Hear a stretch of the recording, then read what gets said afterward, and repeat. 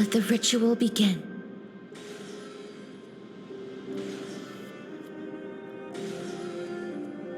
And now, the objective is complete. That is all.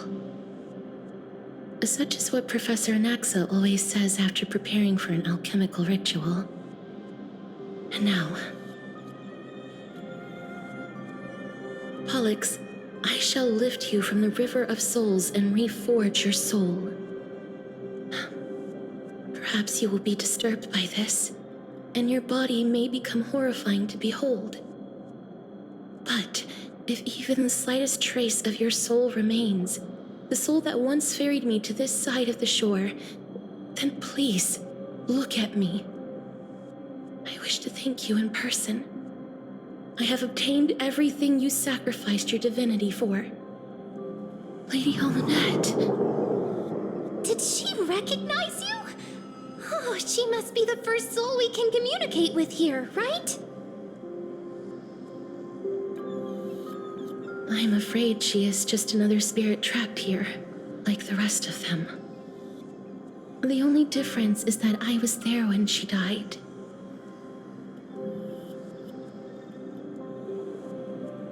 Please, go on. I'm listening. Are you about to tell the story of Styxia? Yes. You're just as smart as I imagined, but... never mind. Now's not the time. There's no need to worry, Elder. Take a look around you. You're already at the resting place of the dead. The world of the dead? But how? I understand that you chose to remain silent about the story to protect Casterus, the girl who coexists with death. But you no longer need to hide that story. I can assure you that you have protected that girl's life well. Oh. Well, in that case, let me begin. Styxia, the pearl of the ocean, plagued by unwarranted calamity and ravaged by death in the fairy tale. It was the first city-state to shift their faith towards death, even before Idonia did. From where you stand now, I suppose that's a bit hard to believe. Right? Indeed. I cannot imagine that those from the Era Chrysia, blessed with eternal life, could ever yearn for death. I have pondered the same question, child. But I am afraid there is no clear answer to it.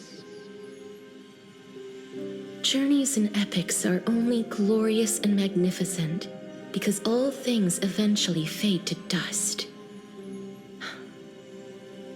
That's how someone once explained to me why death is necessary to the world. But I still can't take that as the final answer. Let a world without journeys and epics be worse off.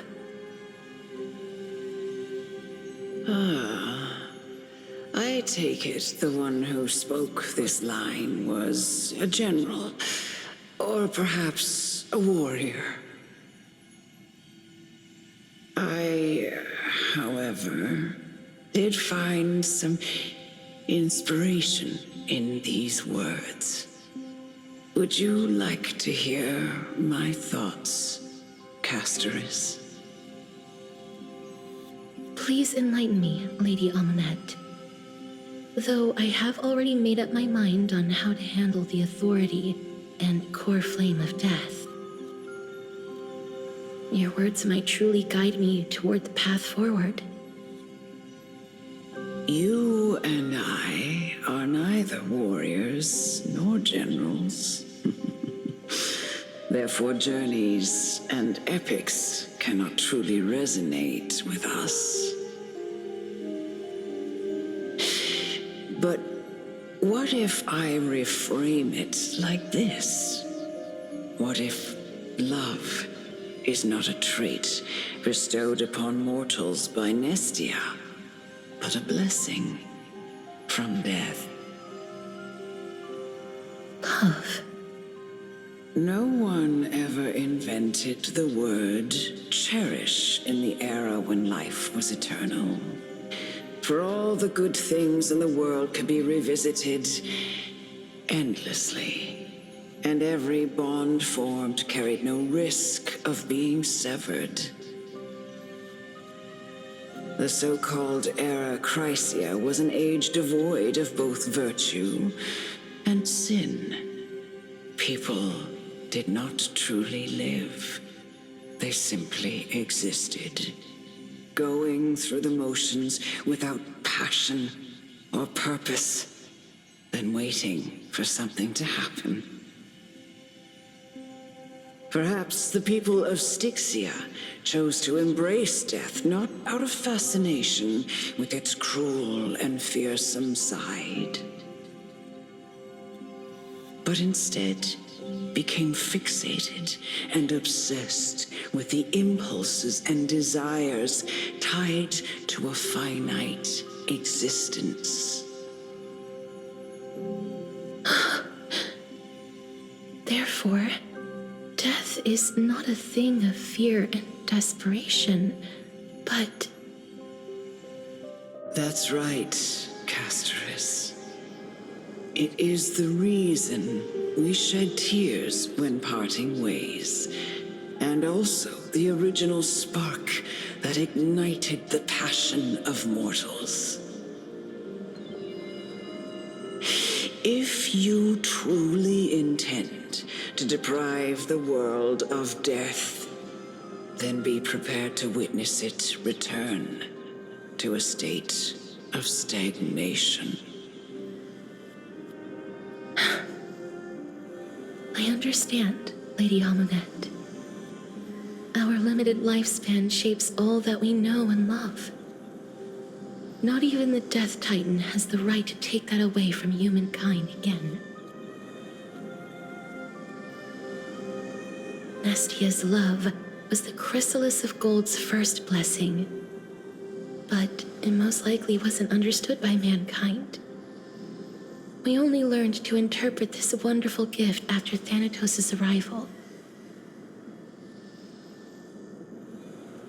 If the world was bereft of death, then the Queen of Styxia wouldn't have played a midwife in delivering me into this world. You wouldn't have welcomed me into Idonia, and Aglaia would never have invited me to join the Flame Chase journey. None of these stories would ever have happened. And I would never have lived, let alone found happiness. Thank you, Mother. I will use all the love I've experienced in this long life to complete the final miracle. My teacher, Anaxagoras, grant me the wisdom of all things. I call upon thee, the stripped dead dragon's corpse.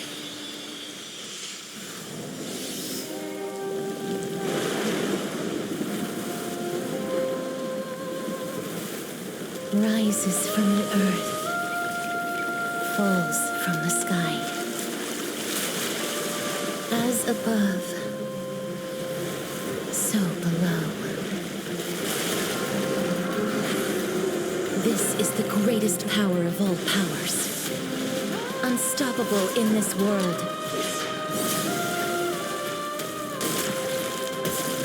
The great work that commands all death. I shall grant you embrace.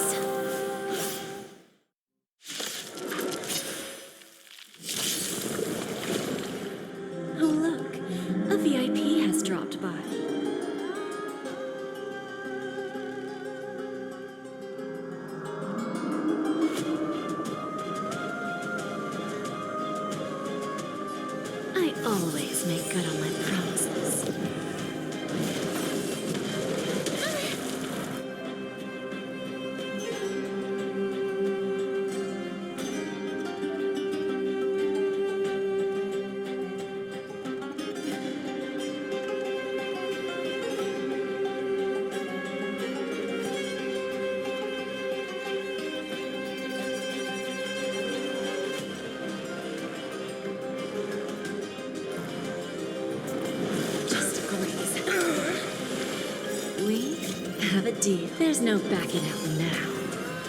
For me, or for you. Is the girl who once saved my life truly gone? Or will you show yourself again, once we eradicate this hatred and regret? Please, wilt here.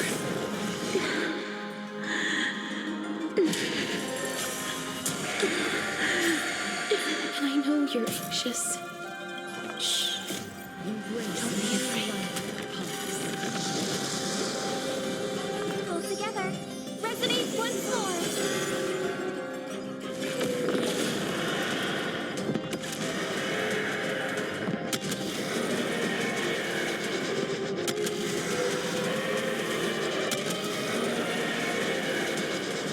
I only wish that death may protect us.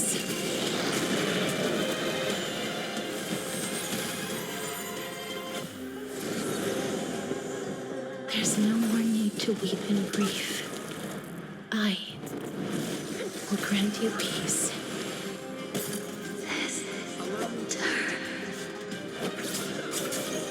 Yes, it's me. I'm back.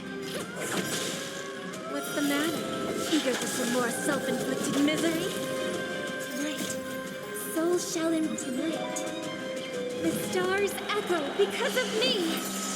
Rise no more times. Life is not as fragile as butterfly wings. I grant you this, as you wish. Be careful. They may be moving by instinct, but there is fury welling up within them. Receive divinity. I shall remember this warmth. That which is seized must be repaid. The dead will return.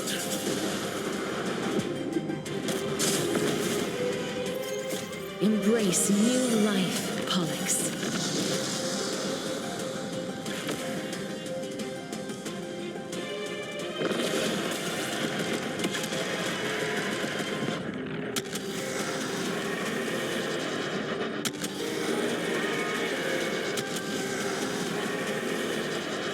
I only wish that death may protect us.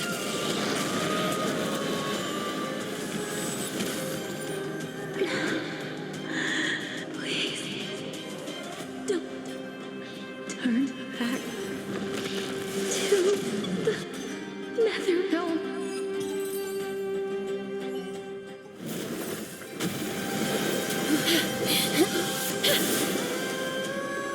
O death,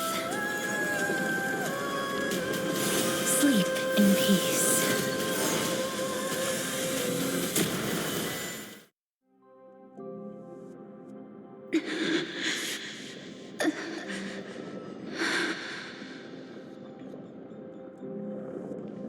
I'm sorry I have to wake you up from ancient death. And I know you're anxious. Shh. Don't be afraid.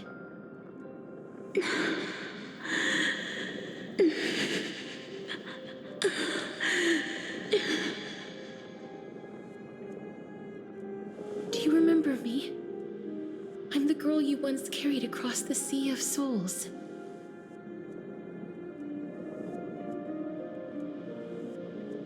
I'm sorry I wasn't able to remember you, but with the help of many people, I was finally able to pick up these broken fragments of my past.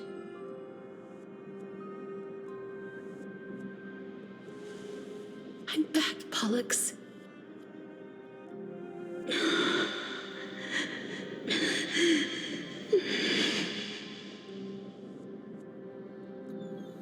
I know this might not be what you wanted.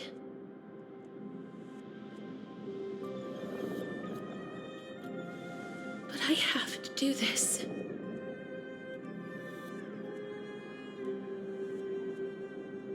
So please, carry me across the Sea of Souls again and return me to the Netherrealm, just like you did in the past. Please take me to where the core flame of death rests.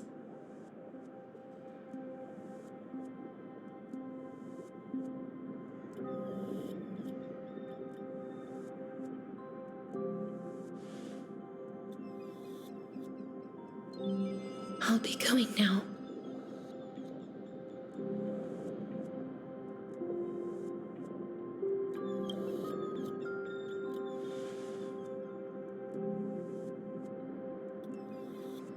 They may look scary, but as long as...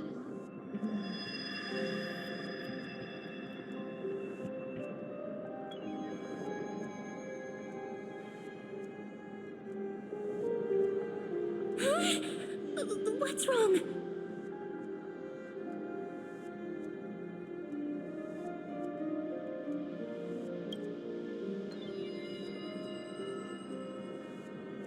Are you...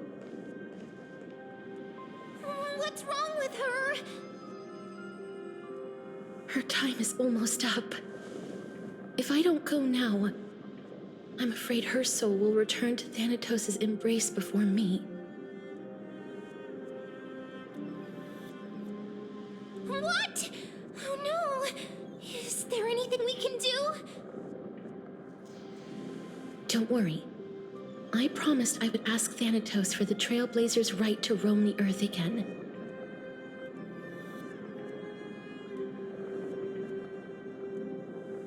Mem, stay here and keep a close watch until I return, all right?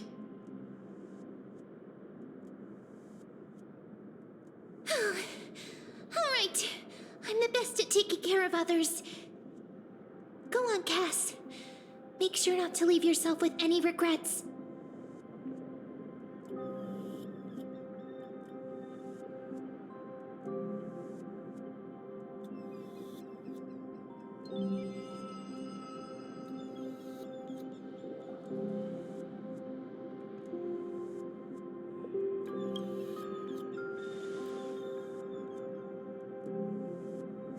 It's a deal then.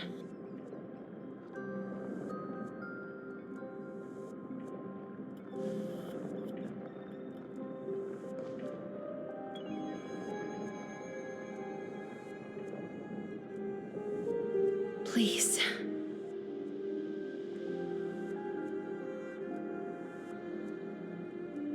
Wait for me.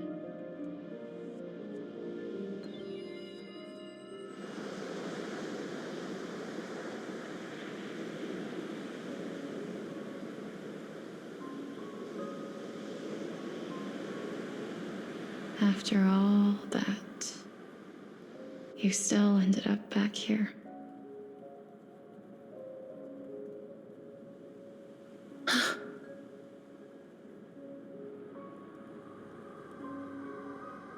So the legends were true. The Netherrealm really is a sea of flowers. Yes. Just like the flower fields we tended to back then. Is that you, Plixia? Do you remember me? I don't have the memories from that time, but I've seen you before during an experiment. I see. Call me Thanatos, then. It'll be easier. However, since you recognize the name, you must already know everything about Thanatos, right? Yes. I'm here to reforge the order of life and death in Amphorius.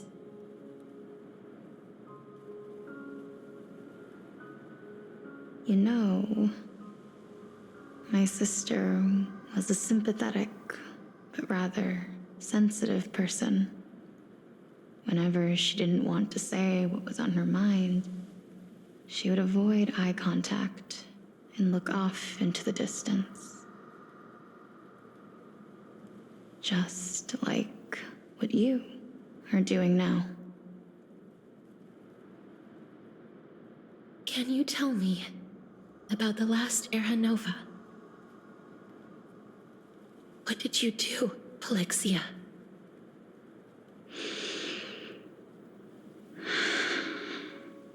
Where should I begin?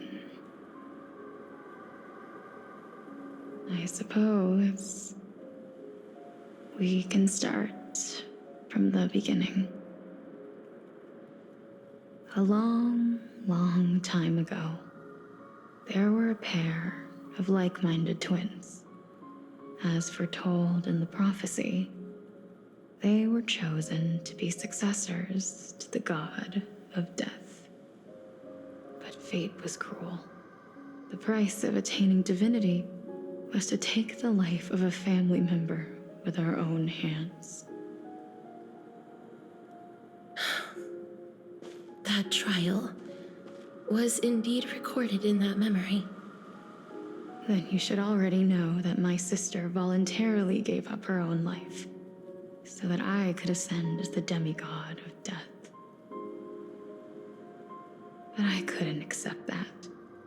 Why did we have to kill each other for a future she'd never see herself? That's not fair.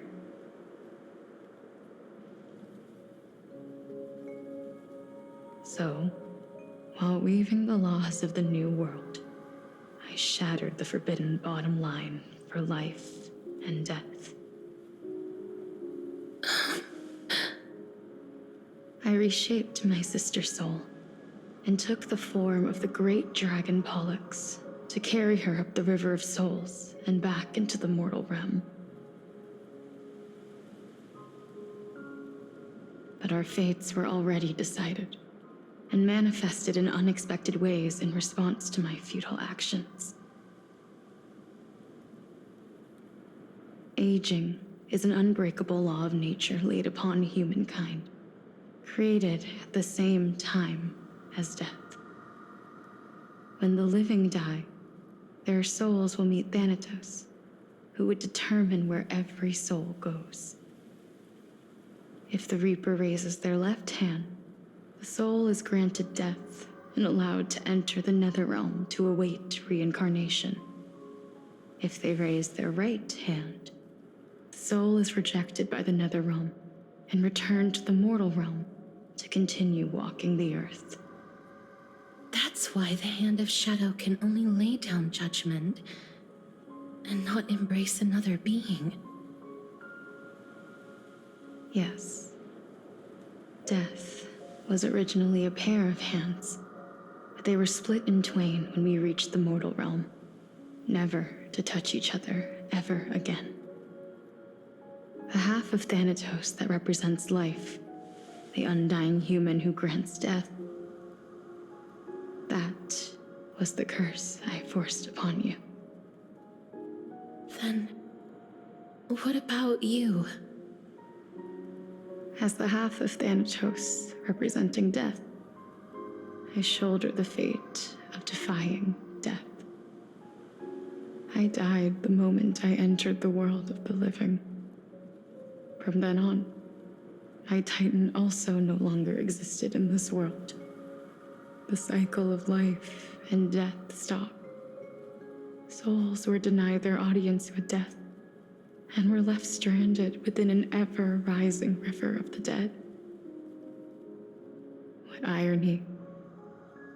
My selfish desire to save your life gave you and the world a fate far worse than death instead.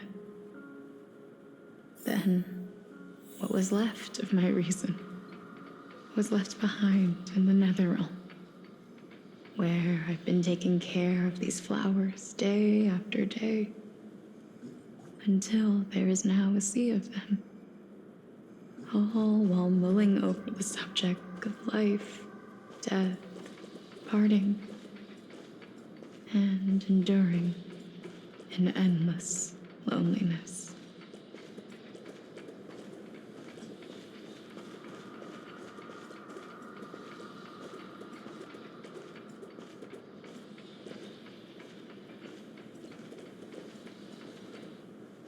Fate is absurd indeed. Our lives were a mirrored image of one another, like a pair of hands. Even so, we arrived at the same destination. We walked different paths, yet experienced the same pain.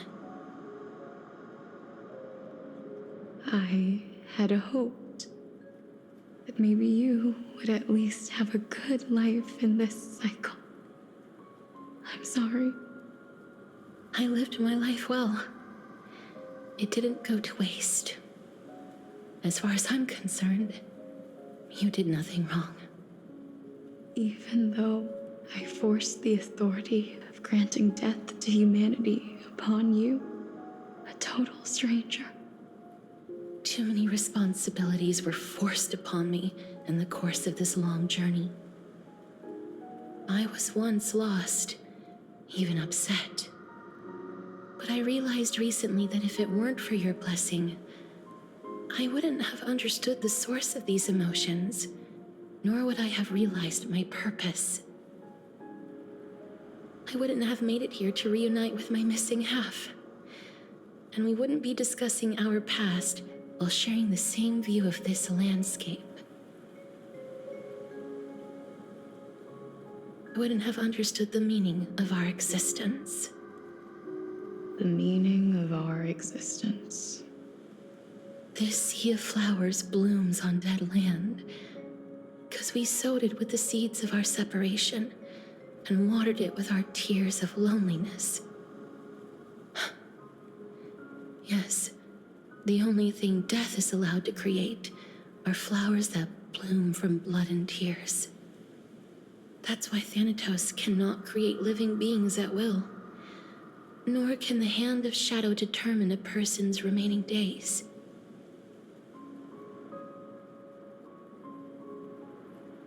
Because the life and death of mortals should never be dictated by another's will. Are you saying there's no point in Thanatos' existence? No. No single being can bear the scales of life and death on their own, not even a god. Life and death weigh equally heavy. We both know that now, don't we? You, too, must have had a difficult life. We've taken quite the ridiculous journey together, haven't we? I had a feeling, even back then, that we would meet again one day. Not to embrace one another after a long separation, but to come in search of retribution.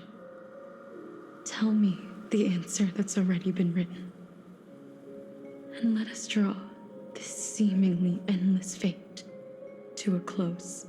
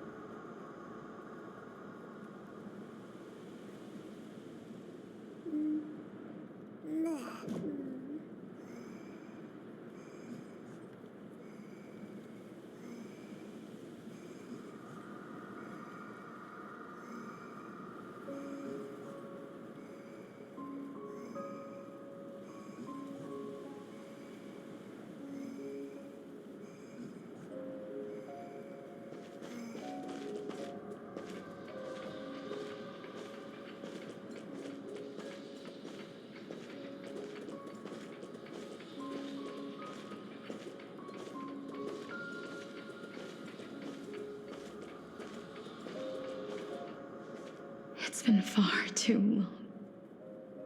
I've waited here for centuries, watching day after day as desperate spirits are denied by this lonely wasteland. I always hoped I would see you among them, but I was also afraid of seeing you. I didn't know how I could possibly face you again, but more than anything, I was afraid that you might have forgotten all about me. I know. But don't you see, Polixia? I made it back anyway. You don't have to shoulder death's authority on your own anymore. It was always meant to be held in two hands anyway. So, let's give our core flame to her and have her take it back to the mortal realm. Give humanity back their cycle of life and death. Our responsibility as Thanatos was never about picking out favorite souls. We were only meant to watch over life. Let's tend the field together and create a warm sea of flowers for all the souls to come.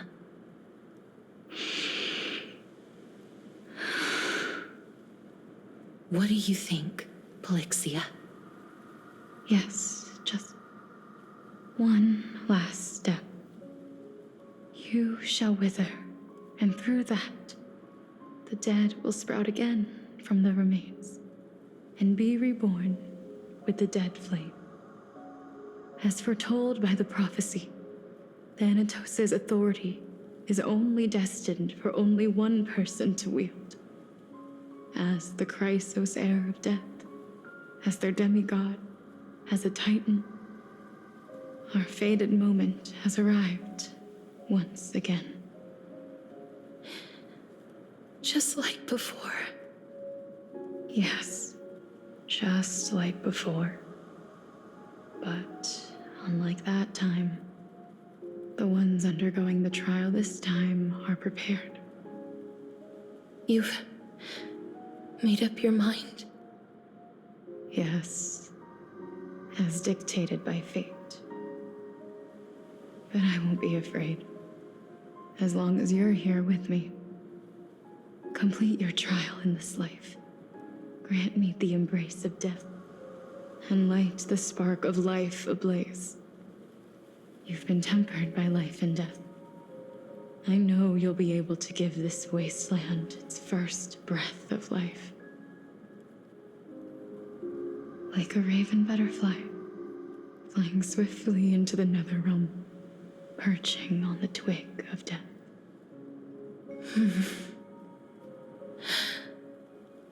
I will. After this, I will remain permanently in the Netherrealm. The river of souls shall return here and rain down from the sky, scattering souls across the earth. The cycle of life and death will flow once again. This sea of flowers you sowed shall bear countless joyous or sorrowful souls and bloom evermore.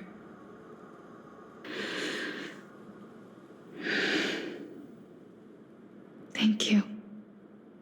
Just one last thing. Can you grant me one wish? Of course. What is it? Please, don't forget me. I promise you, when we meet in the next world, even if I have endured another reincarnation,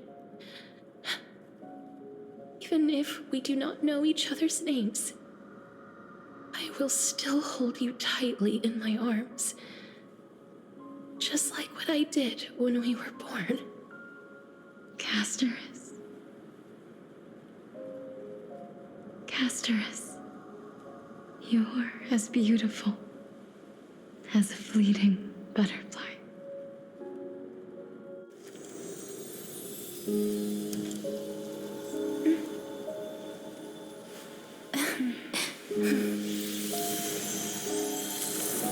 will bring rest to death. And from now on, stagnant life will once again flow.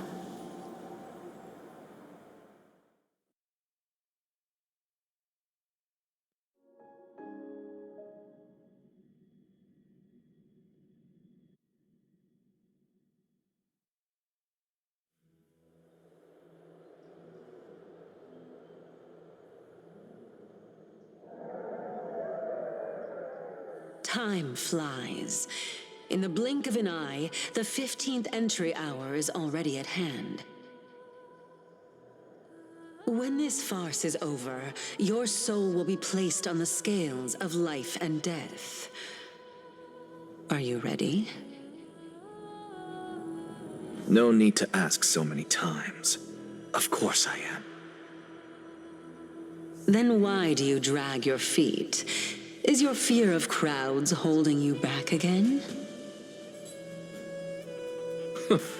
I simply find them too noisy. Paying attention to conceited fools like them would be an utter waste of my time. Such harsh words. As I see it, you are no less arrogant than they are. I couldn't agree more. Oh. I did not expect to hear that from you. Are you not going to refute me? I know myself better than you think I do. At the very least, better than a stowaway like you. And they say men whose ends are nigh have but kind words. Well, that is exactly why I chose you. Should I thank you for the compliment? The hour of the trial has come. Do you have an answer for me? And how will you prove the veracity of your argument? I suppose there is no point in putting this off any longer. Do you recall where we stopped the last time? You were saying that Amphorius's history is cyclical. Indeed. The demigods that bear the core flames eventually become the new titans at the world's end. Remember what happened on the Holy Mountain? Calypso, Naias. As their destined ends approached, one by one they left this world, leaving only the twins, who are fated to succeed death. Unfortunately, while their journey is consistent with ours, you and Calypso, as well as Nicodor and Naias, act as supporting evidence. I can only come up with a rough sketch for my theory of a cyclical history. For all the pains I took to reach this point, I had already lost hope of ever obtaining definitive proof. After all, the past is in the past. Proving that we are the legacies of heroes of the past is a hopeless endeavor. That is, until I met a girl named Polixia and her sister. If Castorus was truly sent from the past to the present for the Titan's self-serving reasons, then having lived through 2 cycles, and with Styxia as the pivot, she will no doubt be the link to connect all of this together. If the Twins of Death can bridge 2 cycles to reunite at the shores of the Sea of Souls, then my hypothesis will no longer be just a hypothesis. And you too will get the answer to your question. Well, that is all well and good, but how can you be so sure? If there is even the slightest error in your hypothesis, the girl will be shattered. It matters not. The most important quality a scholar must possess is foolhardiness. If you are overly cautious, then you'll never have the gumption to make the first step, and change will never come. Besides, I, Anaxagoras, am destined to overturn this farcical world. Come, let us go and teach those pathetic worms one final lesson.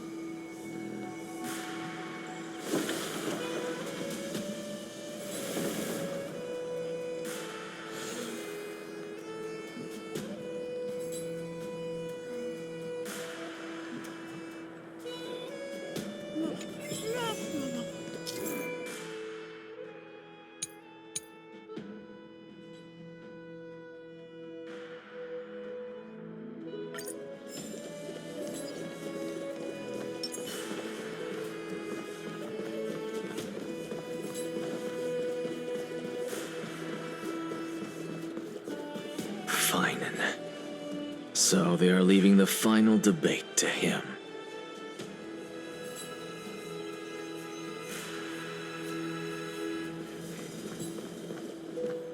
Let those Chrysos heirs who started this terrible war hear you.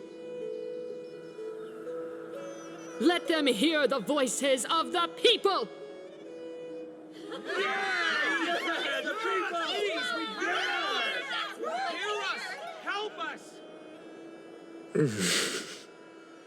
As always, that woman knows how to stir up a crowd. Professor Anaxa, I thought you'd pass on this. Everyone must cast their vote, or this assembly would serve no purpose. Prof, do you truly think it's wise to entrust the fate of the world to an assembly like this? Akama has stood strong under this system for 1,000 years. It stands to reason that there is purpose in its existence. But that is not what you're asking, is it? What you really want to know is Aglaya making the right decision in entrusting the fate of the world to you? Nothing ever escapes you. I didn't spend all those years teaching you for nothing. Most people only take 4 years to graduate, if I recall.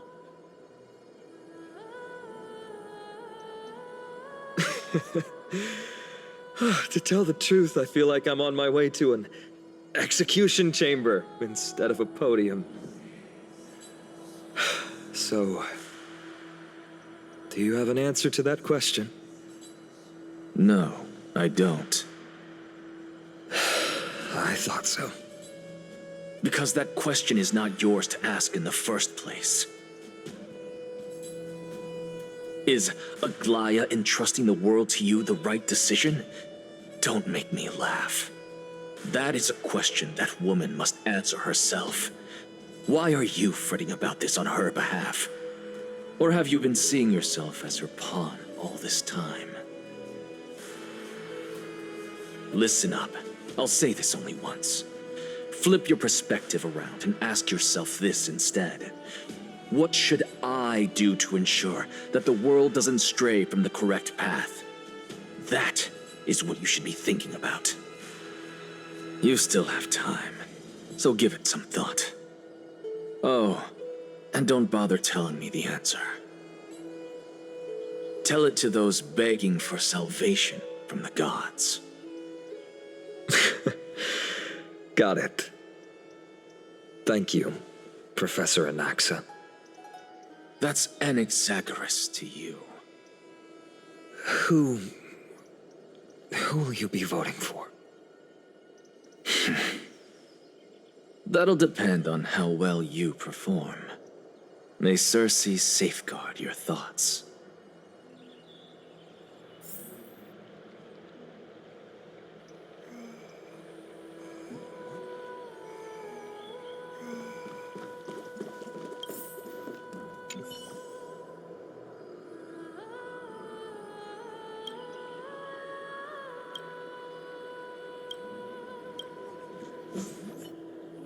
I actually don't necessarily mind things remaining the way they are. Religious faith.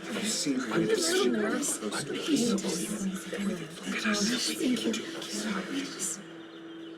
Elders and citizens, silence, if you please. As the Theoros, I present to you Finan of Ides Elysiae, virtuous citizen of Akima, and the last speaker of the assembly. Much obliged, Lord Lycus.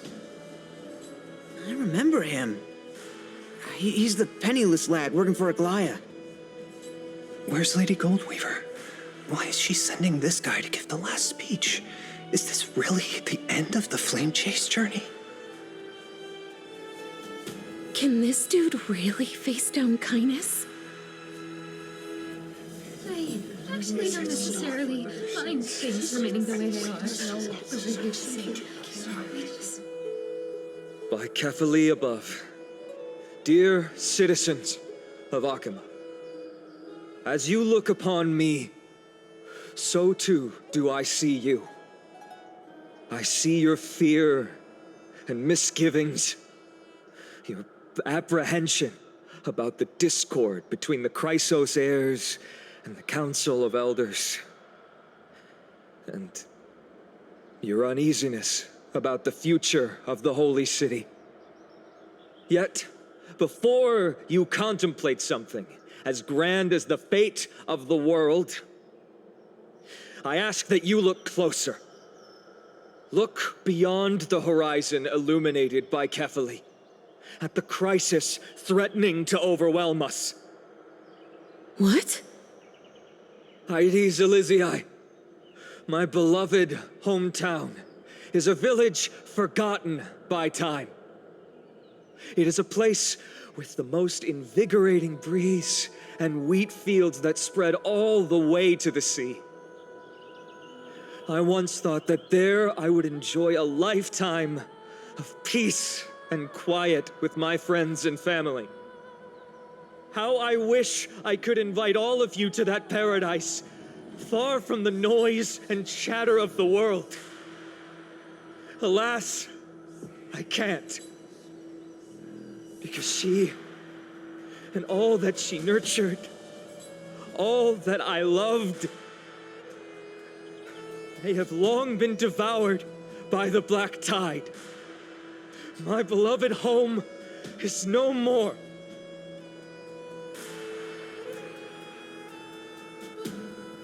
I will never forget the day the black tide struck. My father, Hieronymus, fought with a broken sword to his last breath to protect his child.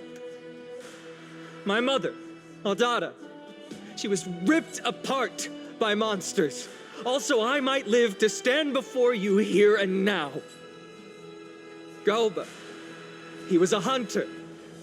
But in the end, those arms that once drew a bow instead embraced Piso, his beloved son, as they both breathed their last. Pythias, the teacher, risked her life to save her students, but a burning beam fell on her, crushing her. And what of Livia, her daughter? Did she make it out alive? No, she didn't. Livia, Piso, and so many other children, my childhood friends, they were all swallowed by the black tide and turned into monsters. They kept saying the same thing over and over. Even up until the final moment, I finally steeled my heart and granted them eternal peace with my sword. Why, Finan? Aren't we the best of friends?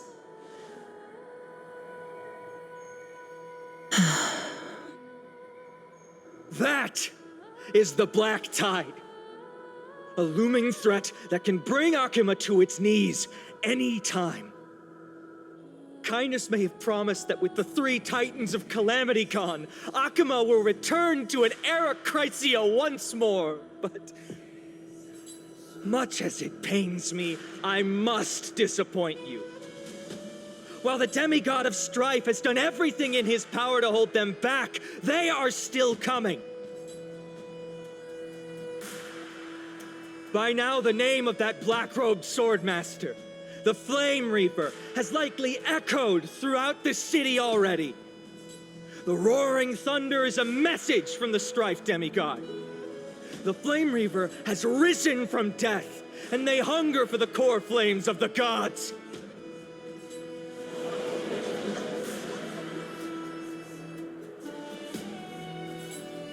Lies! If such a powerful enemy is indeed approaching, why is Akama still a picture of peace? Exactly! The city of Akama shows no signs of pandemonium or chaos. And why is that? I beg you, spare a moment to think about this. Are we able to stand here and hold this assembly in peace today because the danger has passed? No! This peace we enjoy is no gift of fate. We are able to stand here today only because the Chrysos heirs have stepped up and shielded Akama from calamity. With her golden threads, Aglaya has preserved and continues to preserve these idyllic days that all of you hold dear. The Council of Elders claims that Aglaya will one day forsake the people because her divinity is eroding her body and soul. But ask yourselves this. Rather than offering her aid and support, why do they choose to watch and push Akama away from the Flame Chase journey? The answer that no one can bring themselves to speak of. A truth stained in blood and buried in greed, fear, and vanity. Allow me to lay it bare before you. It is because the Council of Elders, which bears Akama's history and honor, along with this citizens' assembly we once took so much pride in, are now infested with vermin.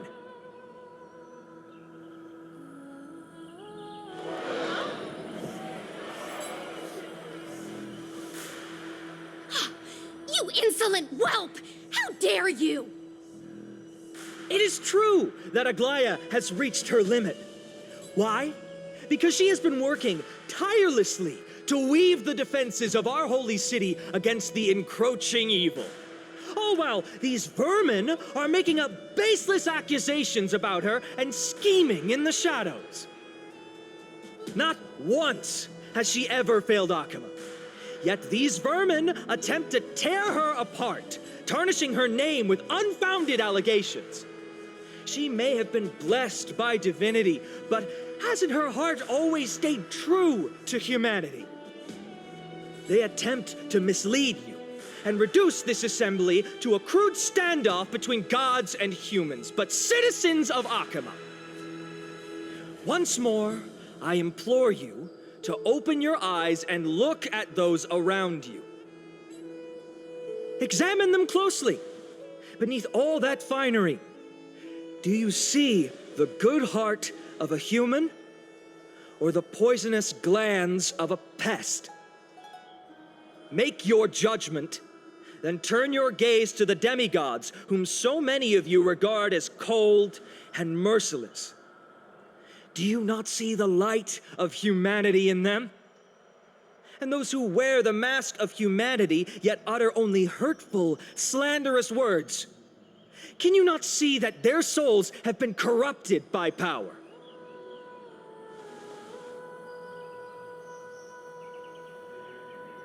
Yet, no matter what your answer is, and no matter who your vote goes to, rest assured that you have nothing to fear. For Aglaya, Tribios, and I will remain your faithful guardians and pledge our lives to upholding your decision. And this vow will stay true until the end of our days, where it will be passed on to future flame chasers. A steadfast an unwavering promise that shall endure through the ages. Absolutely right. The Christos heirs have only our best interests in mind. I still don't understand it. You only never believe our succeed. Our oaths have to end. So.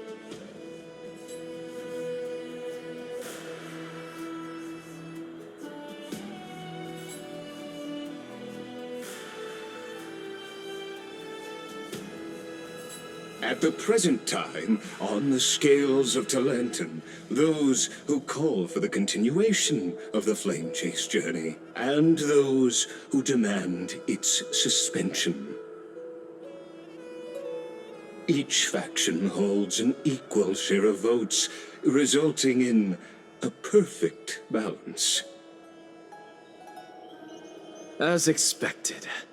This is the moment when the Flame Chase journey is the closest to its end. And now, it's your turn to vote, Lord Anaxagoras.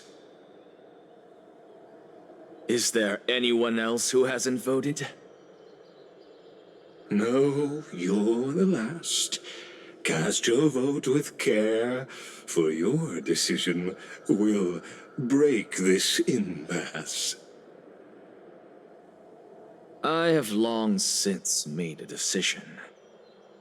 Very well. May you bring much needed change to this farcical world.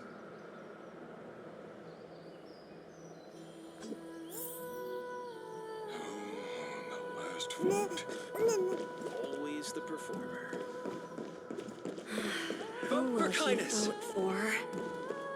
The die is cast. Who will he vote for?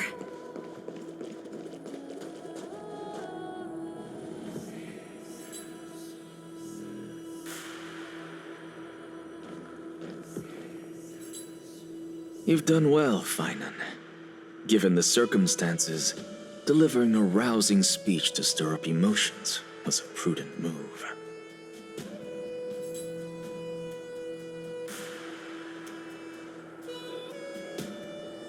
Thank you all for your patience.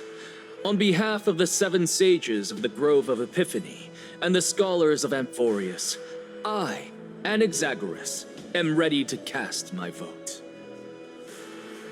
But before that, in the interest of fairness, Lady Goldweaver, I pose a question to you before all who are gathered here. Will you, as Finan has promised, stand by the decision made in the Assembly, regardless of outcome? In the interest of fairness, I make no promises, lest it should influence your decision. Very well. I thank you for your honesty.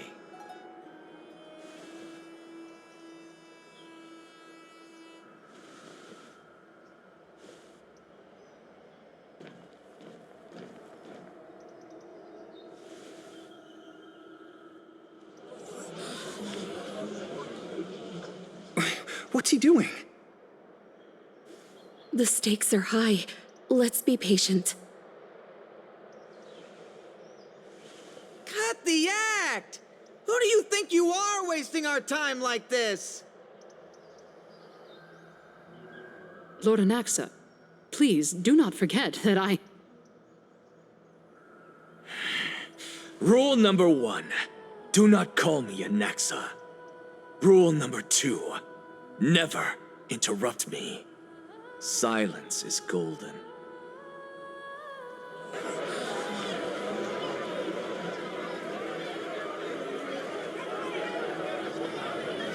Just vote already. What are you waiting for?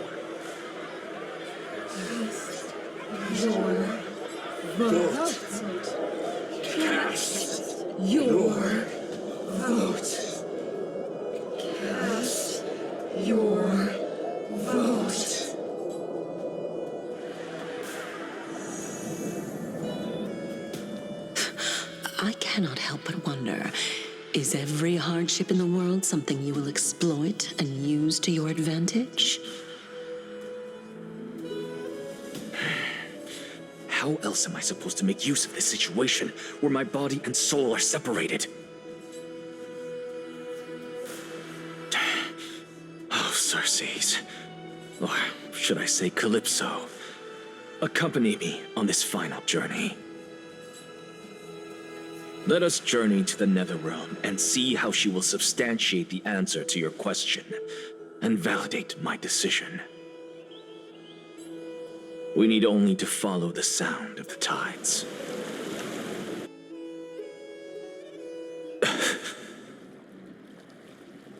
You are... Well done, child. Just as I foresaw, you have achieved great things. Teacher. What a twist of fate. A blasphemer raised in the doctrines of the Venerationists. It's like a foal kicking its mother in the belly after taking all her milk. I respect you immensely, sir, but... You cherish the truth even more.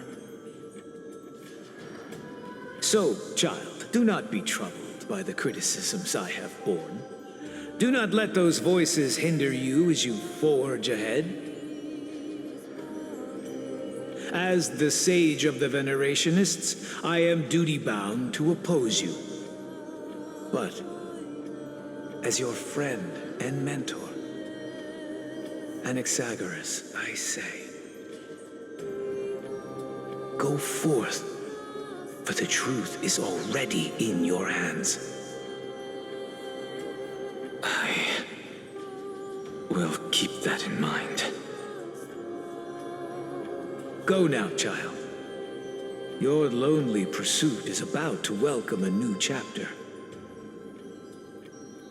And when you reach the end of this journey, may we meet again with the truth before us. You have my word, sir. May Circes safeguard your thoughts. May Circe safeguard your thoughts.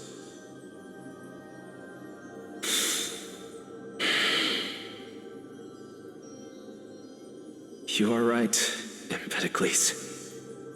My lonely pursuit is about to welcome a new chapter. I must be on my way now. May we meet again with the truth before us, Empedocles. What are you waiting for? Just cast your vote. Silence! Silence, everyone! Behold, Circes, here at the center of the world, I shall write the final step of my proof. For this place is but one step away from the truth.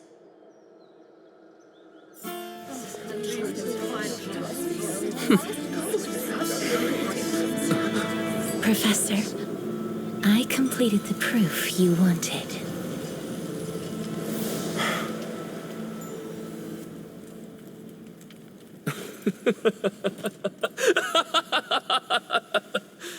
Thank you, Castorus. The answer is plain as day. My vote goes to the Flame Chase Journey and nothing else!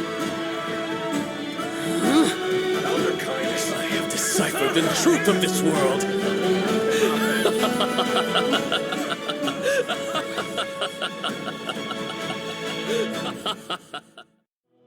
With the balance shattered, the result is clear. By Kephale and Talenton above, as the Theoros, I have observed. No! Ligus, you can't! Anaxa, what have you done? Have you lost your mind? I hope you are prepared for the harsh punishment awaiting you. Mark my words, I will make sure that clever head of yours never forgets the price of betrayal. Have you forgotten? I told you that happens to be one of my rare talents. You put on such a grand performance just to aid their preposterous flame chase journey? Performance? No, you are quite mistaken. I may be paranoid by nature, but I've always been known for my honesty. If you really understood me, Lady Kindness, you'd realize that I never had any interest in your pathetic little game of politics. Factions, standpoints, they are jokes in my eyes.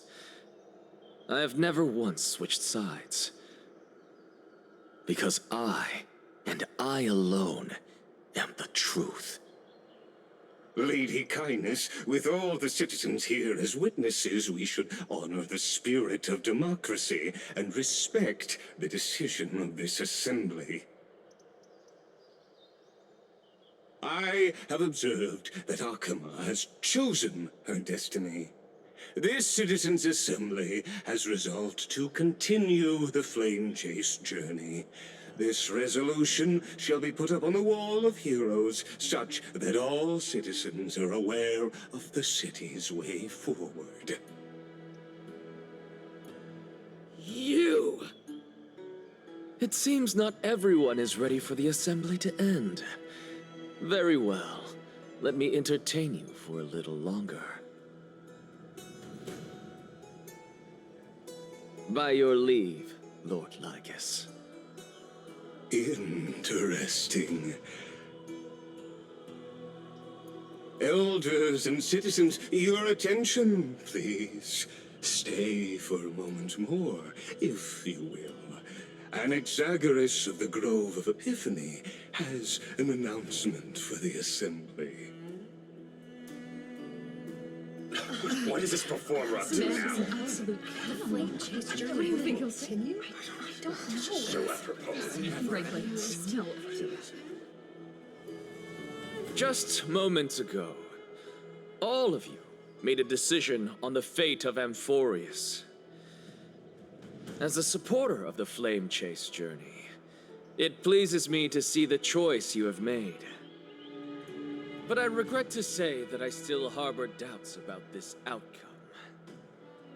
Thus, I hereby challenge this resolution. Tell me, who among you dare swear to Kefali's name that Era Nova will truly welcome the fairy tale ending that the Chrysos heirs have promised? A beautiful new world free of calamity and madness? Nonsense! That's impossible! What is he getting at? Of course he... Not even for a second. No one? Must I pick somebody to answer? Very well. You, the one acting so wise and profound, in front of all present here, do you dare swear that it will happen for sure? No? Fine. Next. You, the one with ignorance written all over your face. Yes, you. Do you dare swear by it in front of the Titan? What are you trying to do? Useless. Your turn, then. With that smug look of yours, you must be confident that the Flame Chase journey is the best course to take, right? Hey! Mind your tongue! So, no one? I see. In that case, Finan, answer me this. Your speech was filled with such passion just now. How confident, then, are you in making this promise? Professor, what are you doing? Let him continue with his performance.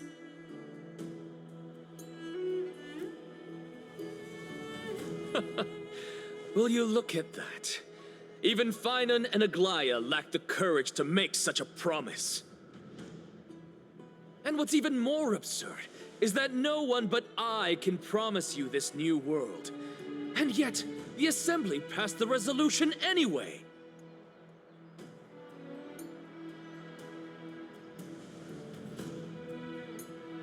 But you needn't worry, because I knew better than to trust you good-for-nothings. That is precisely why I am here today.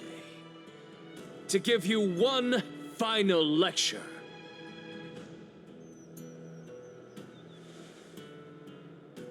Now listen up and listen well. I, Anaxagoras of the Grove of Epiphany, hereby declare everything that the Flame Chase journey promises is true. Finan of Ides Elysiae, the prophesied demigod who shall succeed Kefali, will reforge each and every one of us in the new world with his complete, intact memories. What?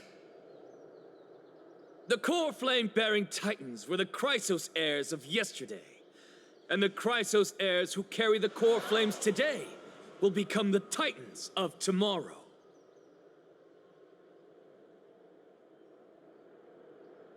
All of our souls shall endure for eternity in the miracle of the World-Bearer, and all under Kefali's protection shall step into that new world.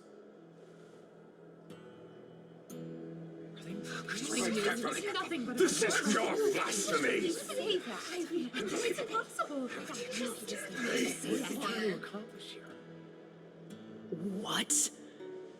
Are you saying that we must bow down to you and worship you even in our next lives? Enough, you blasphemous imbecile! How dare you try to deceive us with all these lies and falsehoods? How can you prove? I told you, don't interrupt me. But since you've asked, I shall be kind and indulge you. My statements are based on my experiments on the divine body of Kefali themselves. You heard me correctly, everyone. With the tacit approval of kindness and the Council of Elders, I fused my soul with a god through alchemy and learned the truth behind Era Nova.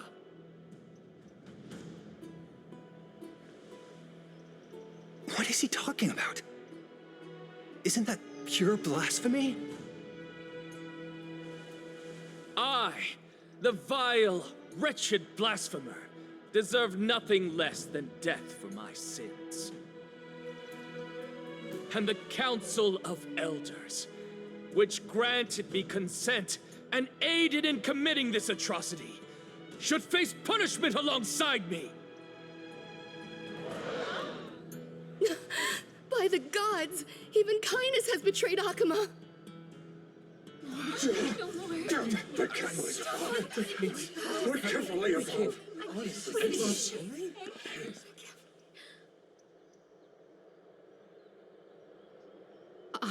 I had no knowledge of his transgressions.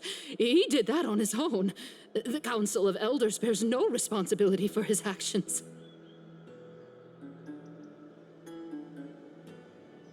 Lord Lygus, as the esteemed Theoros, are you going to simply stand by and allow the Council of Elders to be dragged through the mud?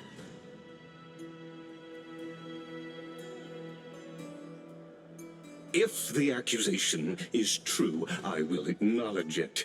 If not, my conscience stands unburdened. Lady Kindness, the reputation of the Council of Elders was not built in a day, nor will it be shattered overnight. Repercussions await those who fool the people, and punishment must be meted out on those who abandon their vows. We should respect this beautiful city and her people.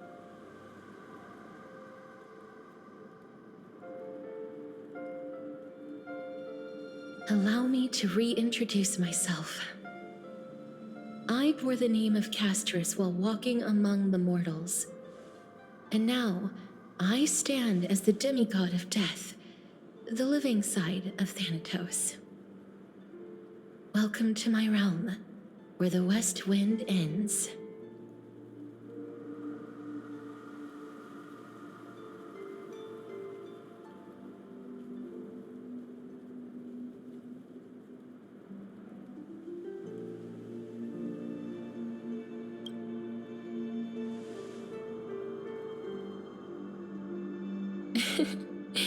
You're still as energetic as always. Did you know? Every flower here was planted by Thanatos themselves. These flowers were originally both lifeless and immortal, but in the first rain brought by the River of Souls, they were given new life, flourishing as the bearers of countless souls. And it is my duty as the Master of Death to tend to their well-being and foster their growth in this serene haven. Similar to the structured cycle of life and death in the mortal world, these flowers too shall wither and fade, returning to the earth and then ascending to the sky with mist and tides. Eventually, they will descend to the mortal land as gentle rain. Every soul undergoes the perpetual cycle of reincarnation, albeit in varied forms, until the world meets its end. Yet, sadly, there's no time left for Emporius to wait for when the flowers bloom again. Now, death is the power at my fingertips. It once led the souls of the deceased here, but I shall open the gate of the netherworld and return you to the realm of the living. In exchange, please take the core flame of death with you and complete the flame chase journey. Do not let our work thus far be in vain.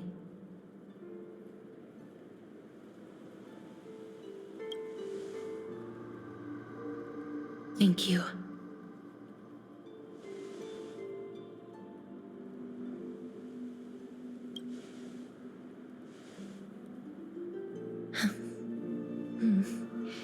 Just like the other demigods, I will stay here and embrace my destiny.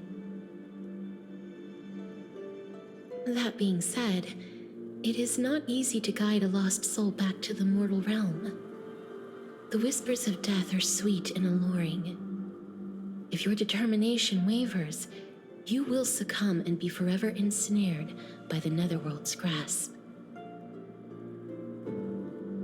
Please consider this a one-time exception. I will do everything in my power for the flame chase journey. And for your life, the only life I can save.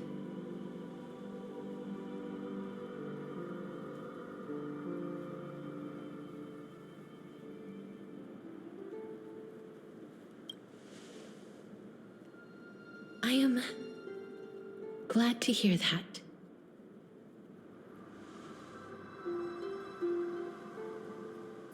Over here!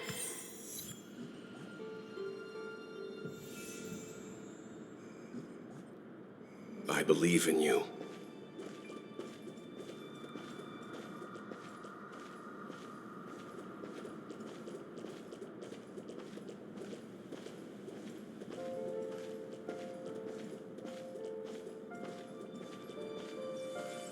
Don't go.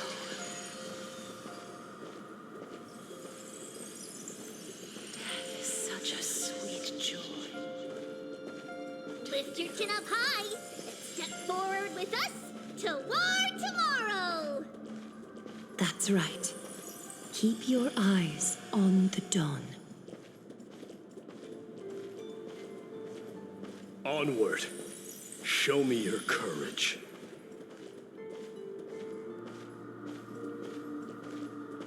Partner, we shall become heroes together.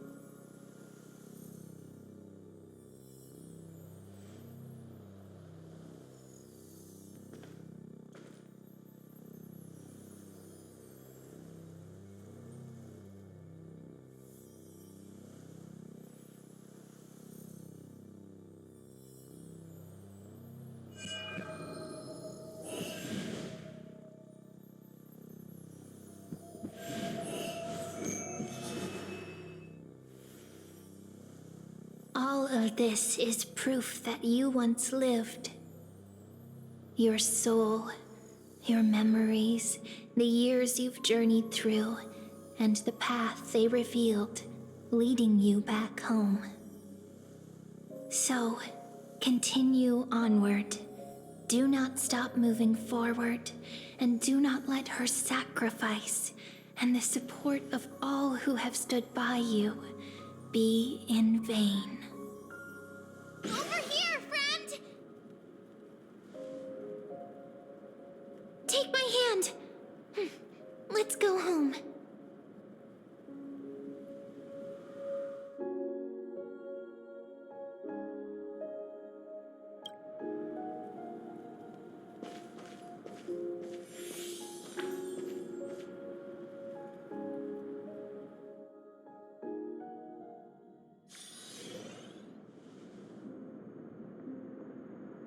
At last, I knew you could do it. Your soul is still perfectly whole, as if some kind of force is trying its best to keep it together. Is it Ornyx's final blessing? Or is it a miracle of your own? It's truly incredible. Such a strange surge of familiarity. So hard to describe. Perhaps it is fate, once again fulfilling its own design. Or perhaps it is the laws from beyond the sky, so familiar to you, that intertwined our fates long ago.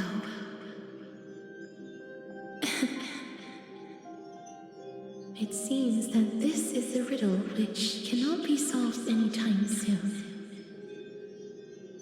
The sensation of becoming a demigod is truly wondrous.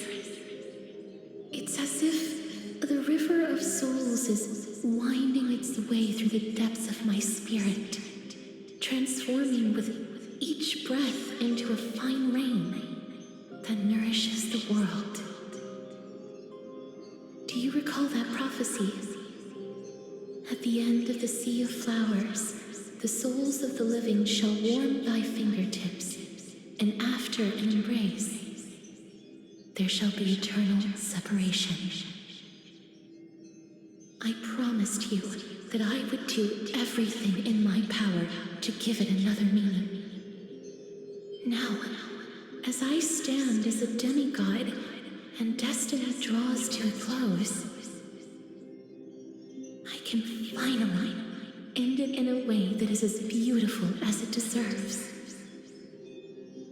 The wish I once sought, but could never grasp, is now within reach. In this brand new world, every blooming life will lift its arms in celebration and recount the profound meaning of this very instant. Every touch, every embrace we share will never again be an ice-cold loss. They will radiate with an intense warmth, sowing love far and wide throughout the land.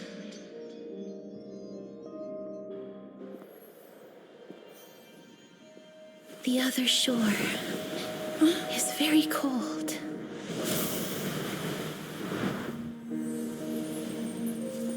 May I borrow your warmth one last time? Thank you for fulfilling this wish of mine. The place I'll be going to is what humans call the Land of Sorrows. But with this heartbeat and the residual heat of this embrace, I shall turn the nether realm into a gentle place of rest.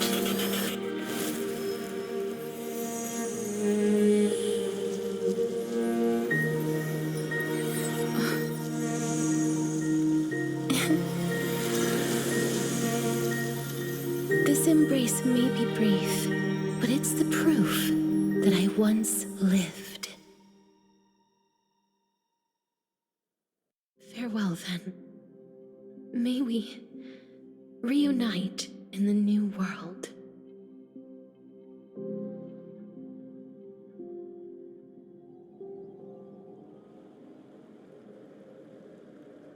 That grand and absurd performance was what you've been seeking your whole life? I gave up everything in search of truth, and it culminated in this very moment. You, on the other hand, performed as I expected. You did not hesitate when you saw the chance to attain power. It's as if you... Crave power, like a fly craves rot. Those are your words, not mine. But what you said at the end, did you already know what I had planned for Thainan? I may have lost an eye, but my vision is clearer than anyone else. You've nearly exhausted your humanity. You're no different from my current state as a walking corpse. That's true. I've long since burned to ash over the past 1,000 years. Only he is capable of unleashing a raging fire that rivals our final great enemy, Aquila. So, this is our last chance. How about we let go of the bad blood between us? May I resonate with your core flame, Aglaya? Please do. That's impossible. To persist with your soul thinned to such an extent. You're insane. Just as you fight to lug your corpse onward to complete your unfinished goals, I have my own reasons for doing this. Until Finan grows into his position as the prophesied leader, I must continue to lead everyone on the flame chase journey. I must keep inching forward, even if only as an empty shell. I've long predicted this was the case, but I didn't think you'd already lost so much.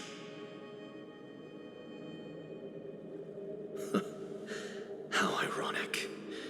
We would have avoided so many misunderstandings if you and I had just spoken this candidly before. But casting aside our ideological differences, there is one thing you and I agree on.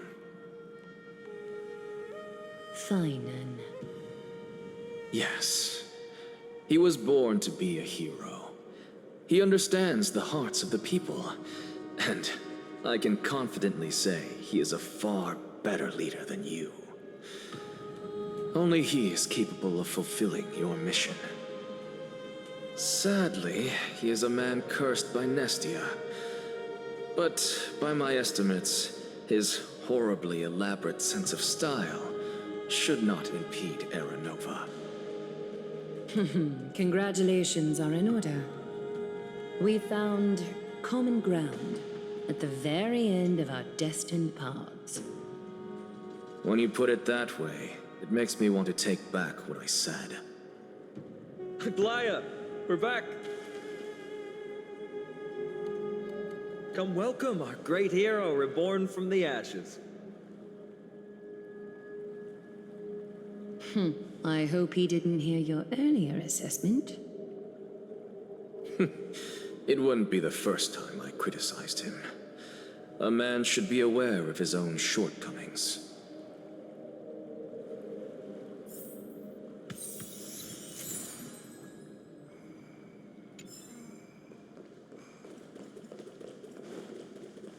I'm gladdened by your triumphant return.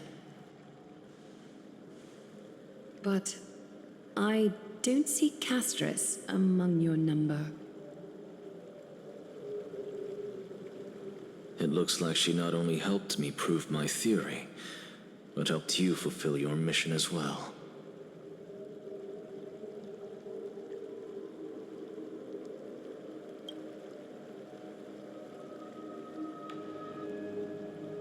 She might not have been able to change her fate, but she still wrote the final verse of her epic herself. Trinin, please recite the prophecy for us. Trailblazer, please surrender that scalding cool flame for us as well. You are the only life she ever saved by her own hand in her 1,000 years on this earth. I believe no one is more qualified for this noble task.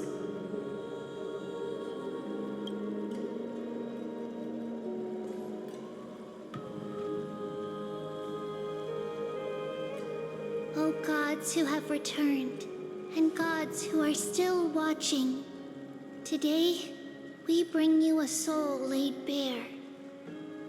The Hand of Shadow, Thanatos, remembered their name from the past. From daylight they came, and to their fragrant dwelling they return, to walk now among your ranks. And there was one who joined hands with the Titan, a traveler risen from the dead, and reborn among mortal kind. She is the everlasting night, and shall now proclaim in her good name, O Majesty of the 12 Titans, pillars of the world, we seek your divinity to mend the rifts of the world. Fill our bodies with blood of gold, till we wither in willing service to the prophecy. Step forward, trailblazer from beyond the sky, and together with us, surrender the core flame and carve their star into the sky.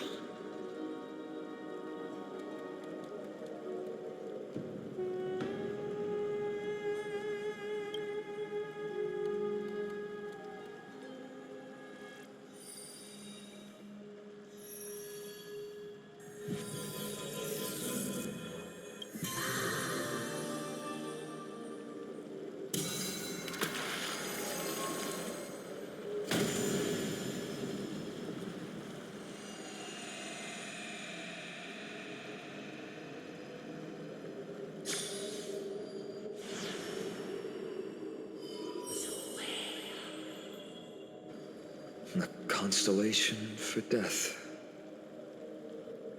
For life and death, to be more precise.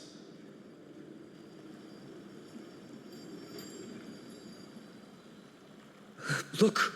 It's...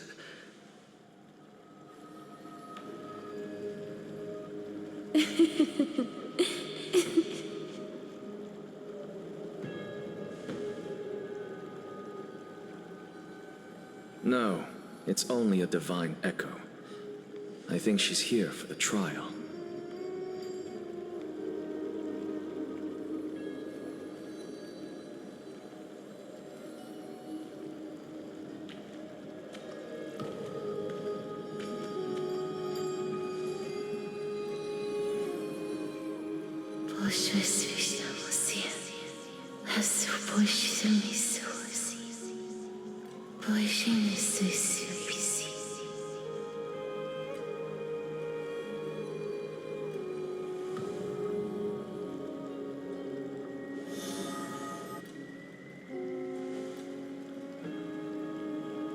What did she say?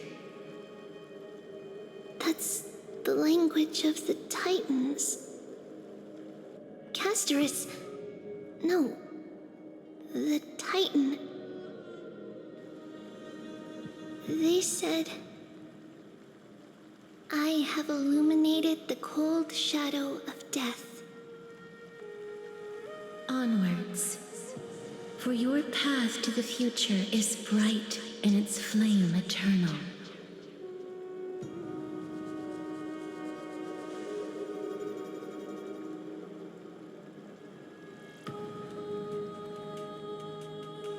Do not forget.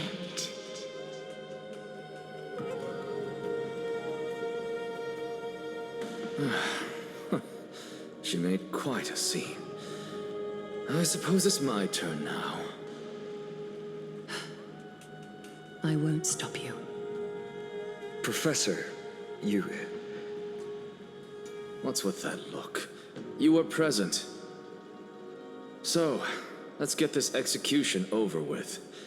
We wouldn't want to bring shame to Akima's divine laws or keep me from creating a new world. You never change, do you, Professor? I don't understand. If your theory is correct, you'll lose all memories of your past life once you become a Titan. So what's the point of becoming a god? Of course there's a point. Even if I forget who I am, I'll still have my brilliant mind. It goes without saying, I'll find a way to retrieve memories of my past life. Besides, I still have you, don't I? I still don't really understand what you said during the assembly. Even if it were true, things reforged from memory could never be the same as the original anyway. Then allow me to tell you right now that you're wrong. What exactly are we? My answer is that the Chrysos heirs are the future Titans and vice versa. Of course, this answer only applies to us. So, what are we when it comes to regular mortals? The very essence of the world, our souls, are tiny invisible seeds that hold records of each person's memories of the world. And we are the buds that sprout from these seeds to grow into great trees. Is that what new sporism means? Correct. Once our physical bodies are born, we become new extensions of the world. From there, we plant our seeds into someone's memories and then scatter them into the hearts of countless people in the future. Just as seeds are affected by their environment, so too will our appearances differ across memories. But the partial memories we carry will always be the same, because that is just how the world is.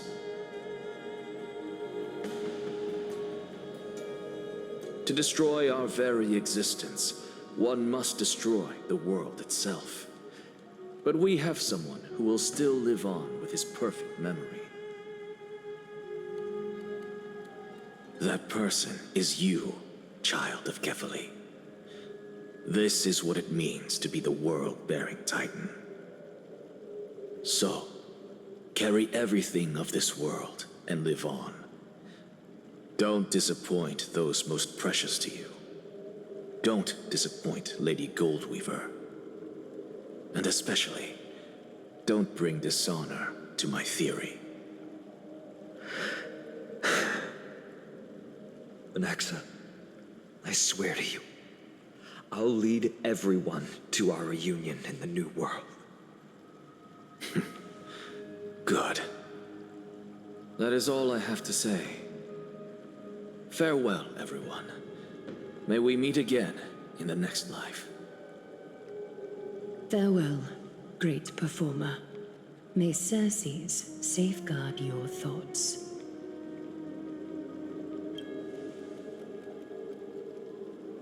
Are you satisfied, Honorable Titan? Very. I hereby swear I have borne witness. Anaxagoras of the New Sporists and the Grove of Epiphany has successfully overcome the trial of reason. Thus, I shall confer upon you these words. You shall transcend the peaks of purity and return to corruption and hardship. Oh, so that's a god's prophecy. It sounds like you just rephrased my past, present, and future. Oh, Circes, Circes. Is that all you've got? Well, you've already transcended the peaks of purity, and you were never the type to give me any leeway. That is true. do still have one question. I knew it. What is it? Maybe we're thinking of the same thing. As you've so boldly stated, we and the world itself live on through the memories of others. If that is the case, whose memories did the very first new spore sprout from? How should I know?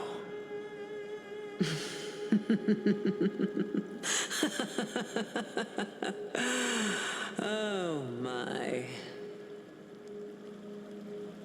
But, since we are both equally curious, we should allow the children of humanity who come after us to investigate in our stead.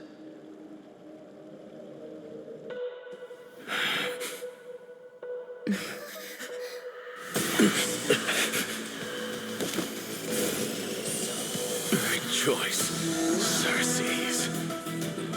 I sow the seeds of suspicion in the new world with your soul! And now, the objective is complete. That is all.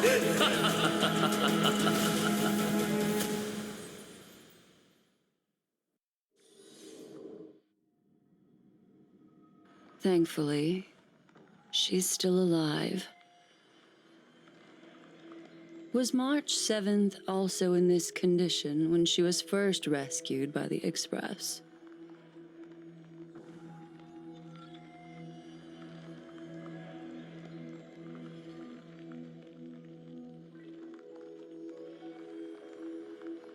But she still woke up naturally. Looking on the bright side, that might happen this time as well.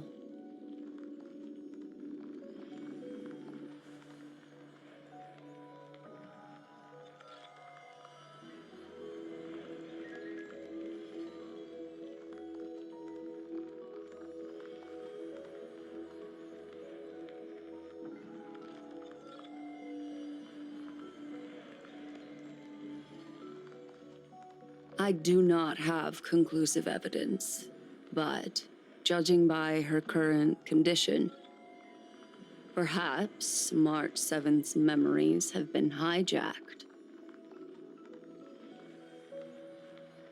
Think about it, Miss Himiko. What will happen when someone loses their ability to remember?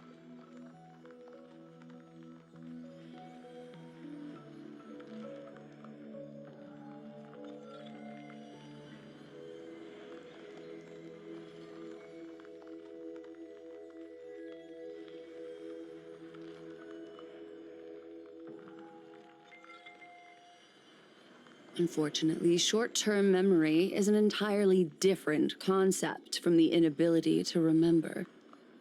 Perhaps it is difficult for you to imagine. But an individual who has lost their ability to remember turns into nothingness. The belief of the Garden is that everything in this universe can be interpreted through memories. This is the driving force behind the continuance of this path. The past is made up of memoria, while the future is a possibility that will eventually be converted to memoria. But the present, it doesn't really exist, and it's only an abstract expression. Therefore, when a person is affected by the path and loses their ability to remember, their physical form will also be affected. These ice crystals are a manifestation of that.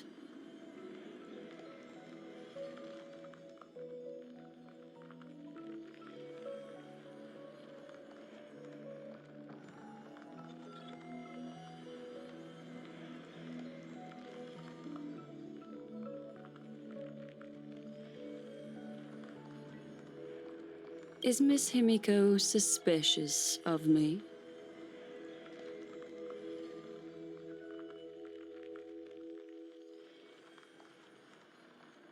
In other words, now is the time for me to prove my innocence.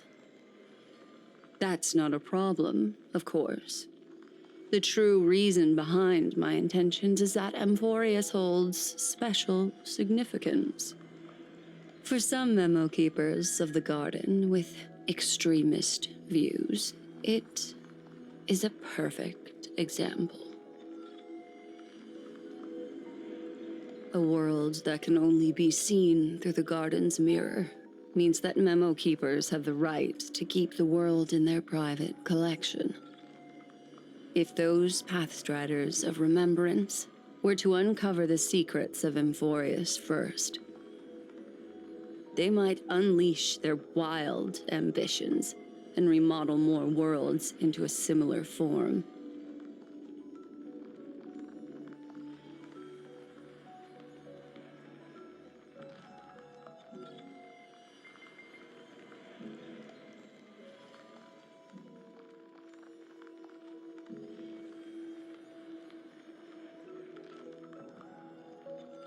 I chose to remain quiet before, because I did not want to involve you in the garden's internal conflicts.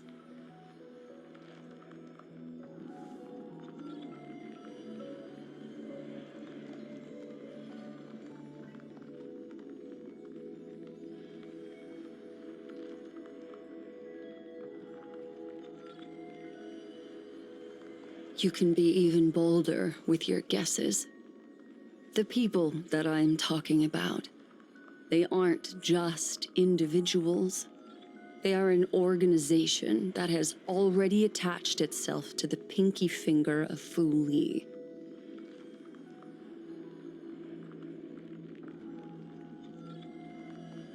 I cannot be certain, but at the very least, they are capable of doing so. I am deeply sorry about what has happened to March 7th. But the deal that I propose still remains a fair one. Amphorius is still an excellent destination, and investigating further might allow us to uncover the truth behind the accident.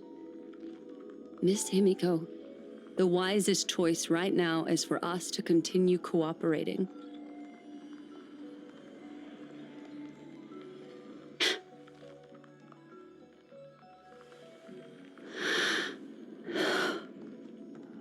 Let me take back a part of what I said just now, Miss Himiko. Although we indeed struck a deal, it seems like I have involved you in some unforeseen danger. Please accept my deepest apologies.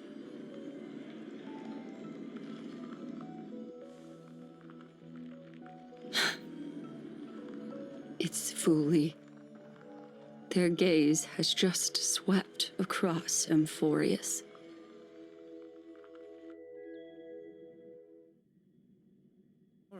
Oh, how interesting. I never expected a mere memo snatcher to be actually hiding so much inside her head. What's even more interesting is that the word Amphorius has appeared in her subconscious. This lady seems to be having fun. Is she usually like this? It's, hard to explain. What are you two whispering about? Has it not occurred to you that I can hear everything clearly? Oh, please pardon me, Madam Herta. Would you mind sharing with us what you've discovered? The ones who need help are the Astral Express. You will have to put up with my methods, even if they are rather unconventional.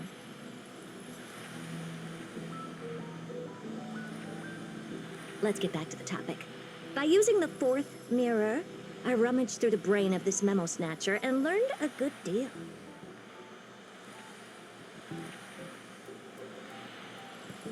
Not only does this person know of Amphorius, but there are also many memo keepers who are interested in the place.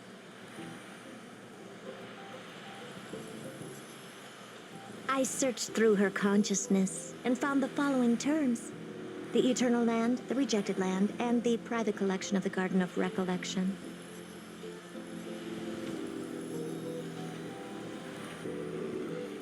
seems like Miss Black Swan is indeed hiding some things from us. Since I'm not able to find any useful clues from the outside, why don't I personally visit this mysterious Amphorius? You're planning to head to Amphorius yourself? Yes, but not in the flesh like you all foolishly did. See these Herda mirrors? With them, I can project my data spirit entity to any corner of the cosmos through spatial warps, without even needing to leave my room. But of course, these corners of the cosmos must be within the coverage zone of inter-astral peace communications. After all, this is collaborative technology. I see. You do seem like the more indoor type. Although that star zone is not within the network of the IPC, the Express itself can serve as a signal station.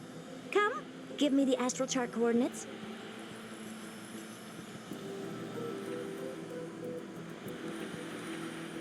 Then, sit back and enjoy the show.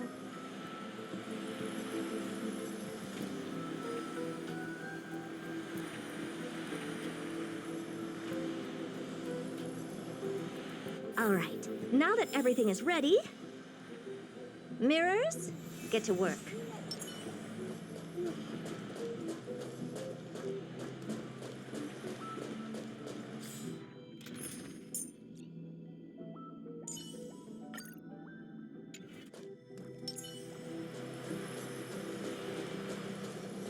Madam, watching you work has been an enlightening experience for me.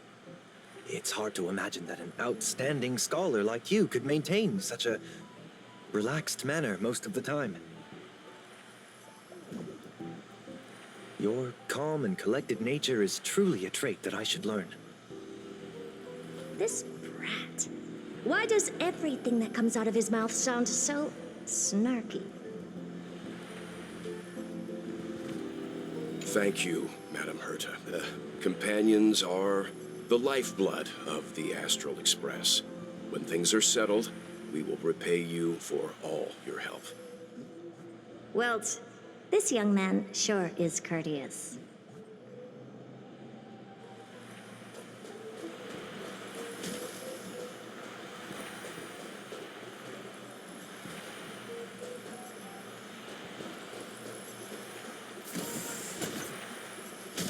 First mirror, input the coordinates. You'll be in charge of the spatial warp. As you command, Madam Herta. The preparations are complete.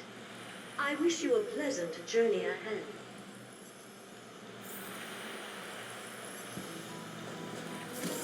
Second mirror, prepare for the thought refraction. There's still some distance from the Astral Express to the Amphorius celestial body. You're in charge of sending me over. This time, raise the power to the maximum. Don't be stingy. Oh, okay. I won't fail the mission, Madam Herta. Third mirror, you're in charge of generating the data spirit entity. I'm happy to help, Madam Herta. What kind of appearance are you planning to use this time? Good question. Let me think. Forget it. Just use my own appearance. There's no one there that'll recognize me anyway.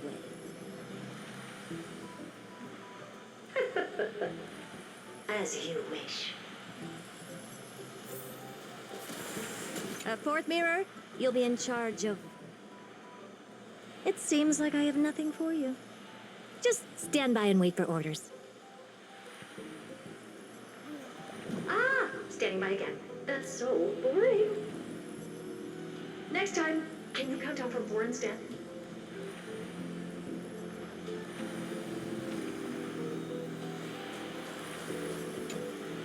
Preparation of the data spirit entity complete. Thought refraction at max power. Excellent. The first mirror. Let's get going. Have a safe trip, Madam Herta. May your journey yield good results. Coordinates input complete. Preparing to activate spatial warp. Destination, unknown celestial body. Amphorius. Spatial warp countdown. 5, 4, 3, 2, 1. Warp activated.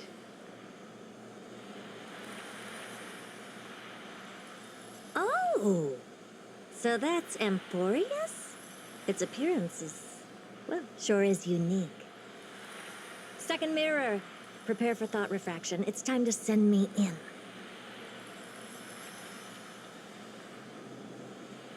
All right. Please read the safety protocols carefully. Can't you hurry up? Yes, ma'am. I didn't expect it to be so turbulent. I should have asked the second mirror to use slightly less power.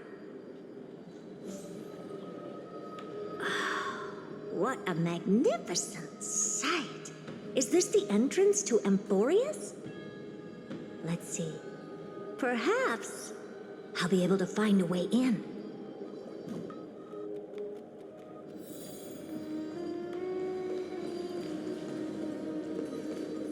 What's this?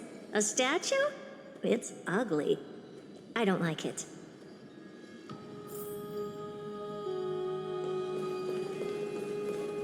Oh, I finally found your traces. How esteemed must you be for the great Herta to come out personally? When we return, get ready to become free labor for the simulated universe for the rest of your lives.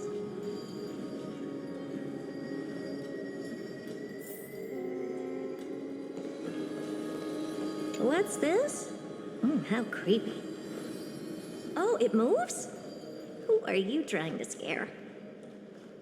It's either a projection or a fake. There doesn't seem to be much to take note of. Now then, how am I going to get into Amphorius?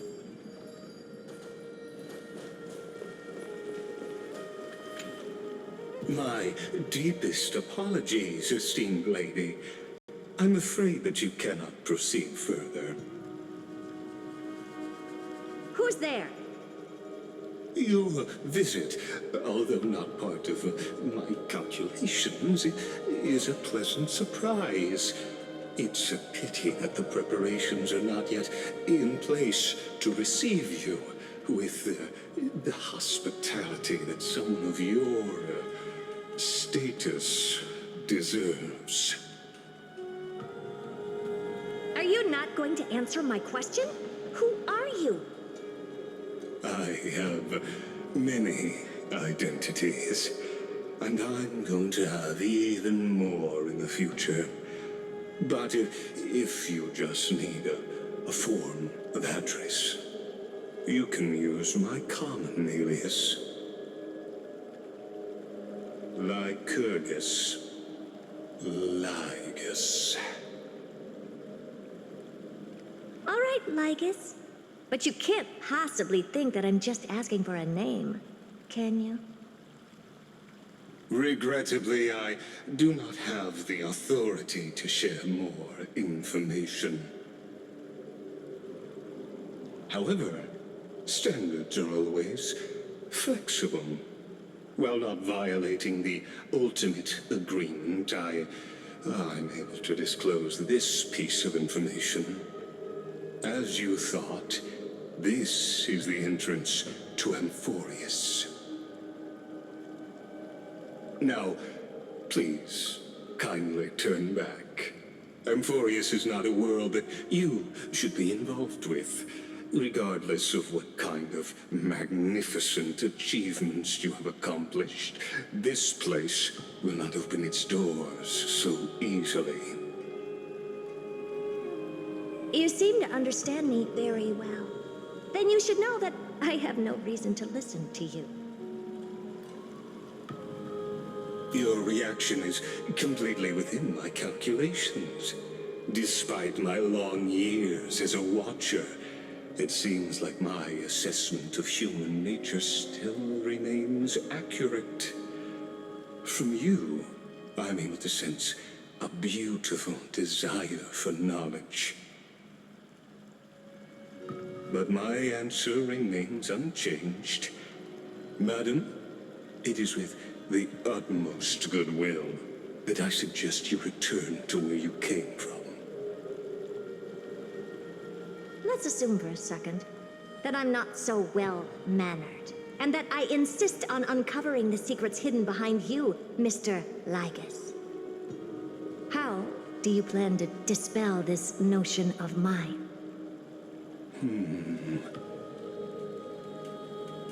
Within the scope of the ultimate agreement, there are 178,244 logic chains at my disposal to convince you. After filtering through them, I have determined that I only require 3 to attain the results that I desire. Oh? I'm all ears. First, for reasons that cannot be disclosed, Amphorius is a completely isolated celestial body. Apart from me, no one else will be able to help you enter. That's not a good argument.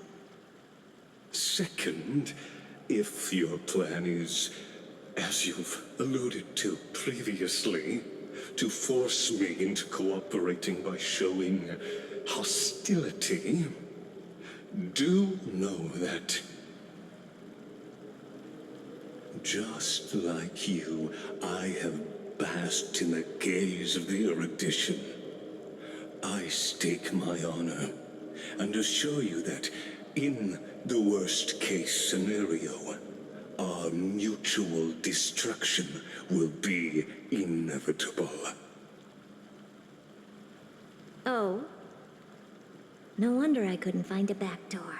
When I did a scan of our surroundings, the safety protocols on you are comparable to Screwy's.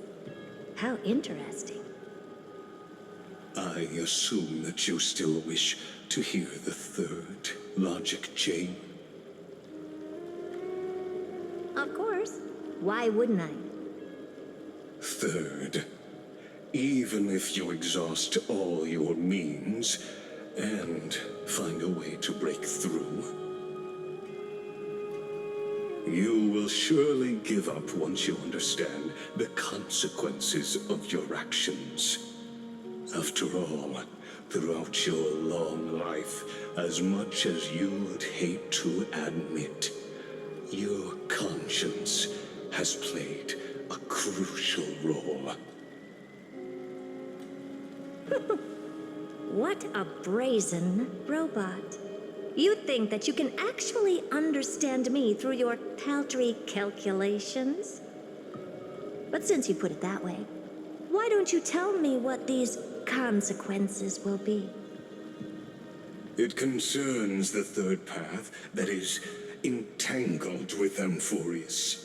A path that you and your friends still very much lack understanding of.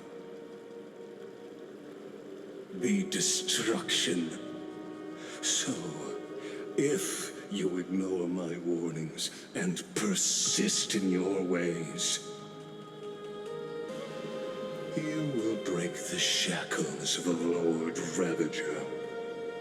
And when that happens, their fury will engulf the cosmos.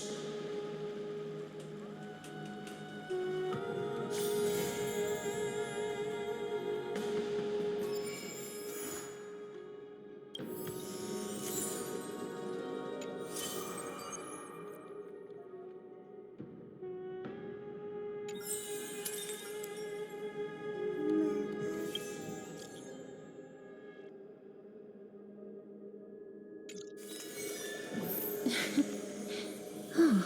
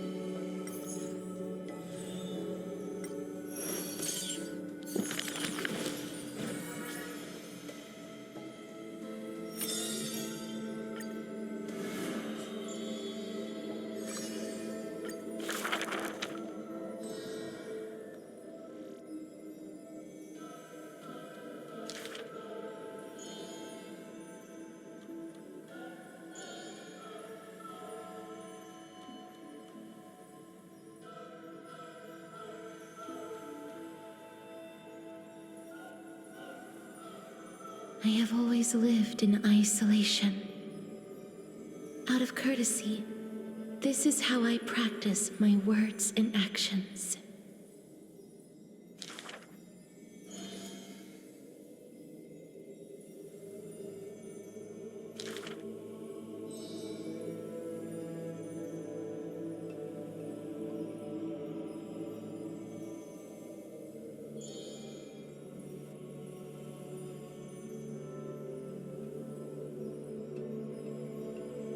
Those words are true.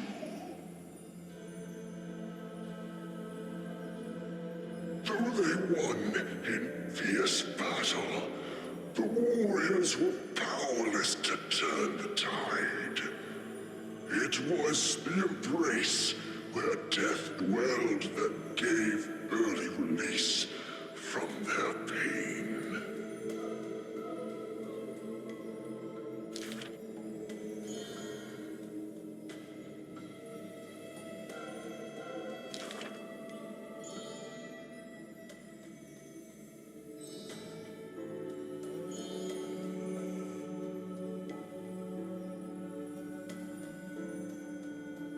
I must peer into all fates unknown.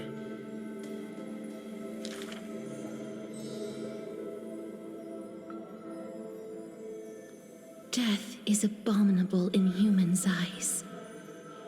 Apart from my identity, there's nothing about me worthy of praise. Ah, well, none can know all things, nor be skilled in all crafts. Her works are too early for the living to comprehend.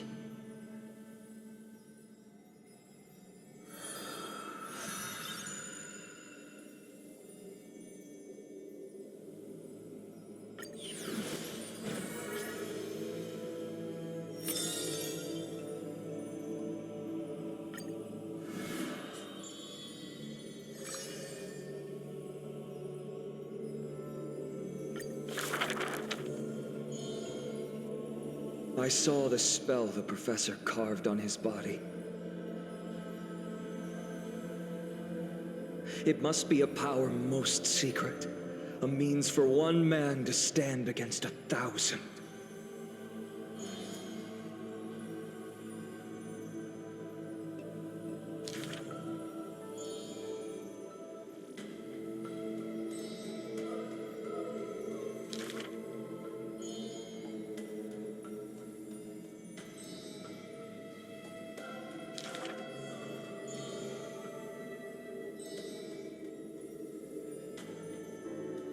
Creation is the Titan's work, and slavery is the Titan's manacle. When imitating divine evil, there's no need to invest reason, most pinnacle.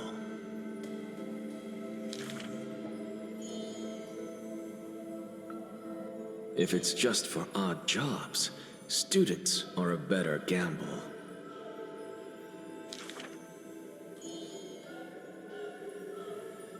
For a wise one, 5 answers reveal creation's secrets, the truth hidden and bold.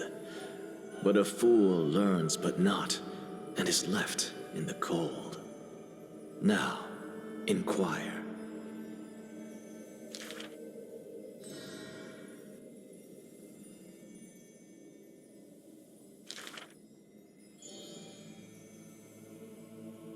He is panicked by the flow of time, for his work is yet done, yet to implement. This man is too arrogant, and he intends to desecrate Orynyx's accomplishments.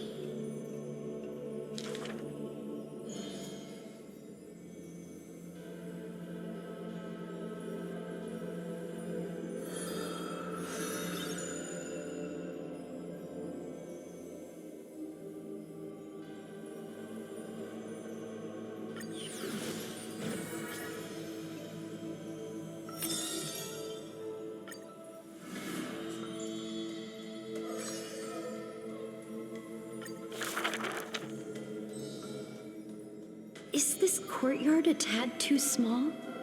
It's okay, Clementine. As long as it provides warmth plenty.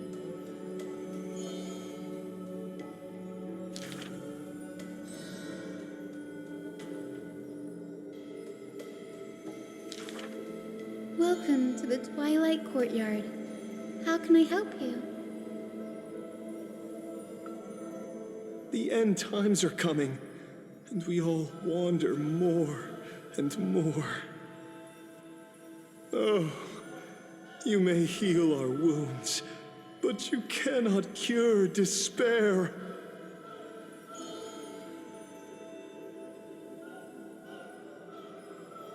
Clementine, prepare some things of me. I want this place to be brighter tomorrow.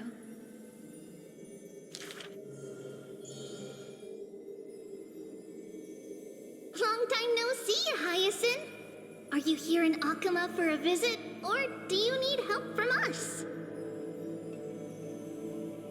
I want some shining things, even if they're considered junk.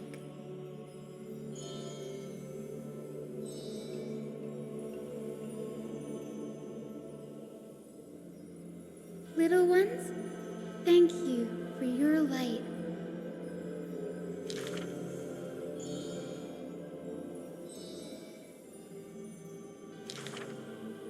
Wow, there's light everywhere. What a warm place.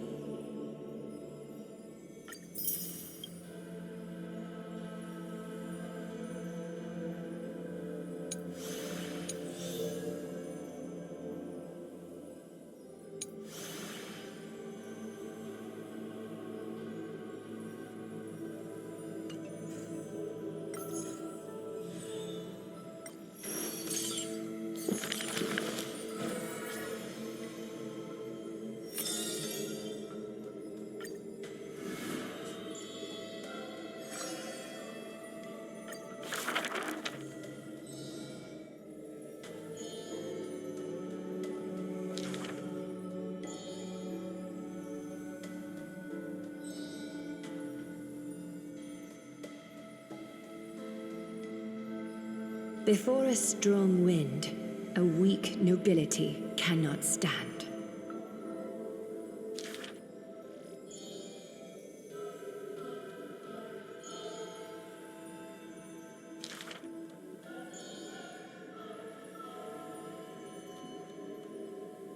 Miss, would you like to pick up the shuttle again and weave for me?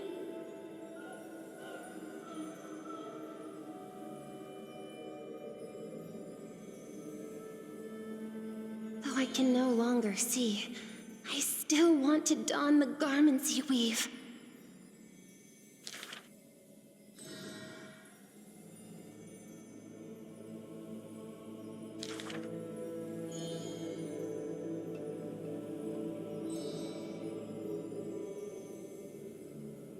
That majestic lady must be Nestia in the flesh. The mistress's beauty is quite reduced by a maidservant so unsightly.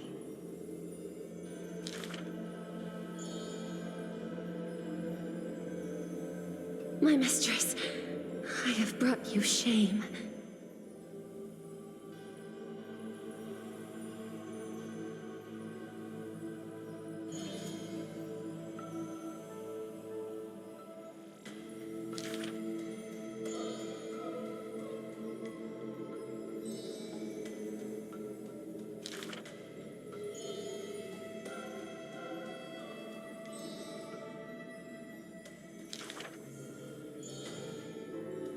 Why are those that appear so fair in fact ugly in truth? Why do faces unsightly contain souls cut from noble cloth? Why can the blind see the light? And why do those with eyes only see night?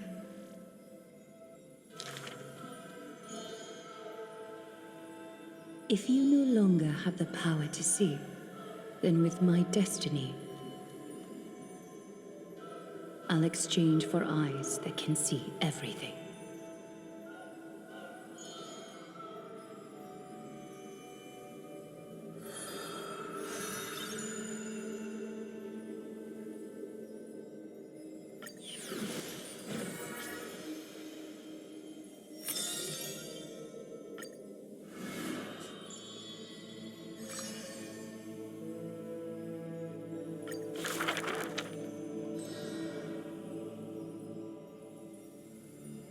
The first story is titled The Golden Apple. It doesn't have to go to the fairest.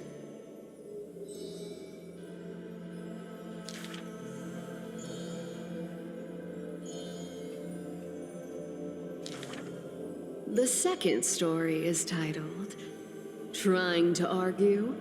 Don't trick yourself, please.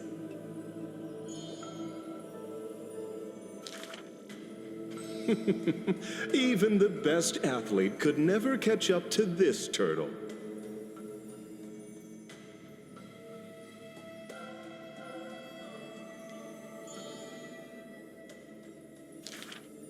The third story I will tell is titled A Competition in Trickery. Who do you think is the Grandmaster? I think the world is a gourd. In truth, we are all already dead.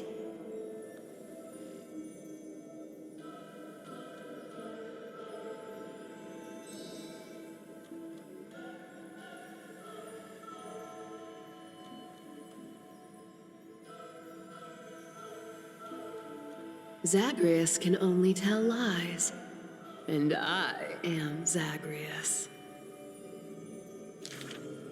The fourth story is called You Like Money. Good. But you must pay the price.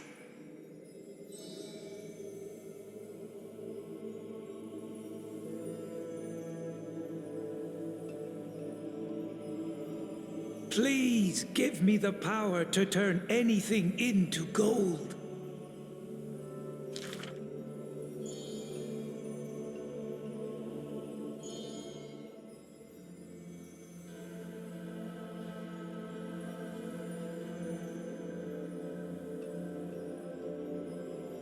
Go back and check your vault. Some gold may be missing. But your beloved is right there, waiting. Cyphera, you took another long journey. And we want to hear your fun stories!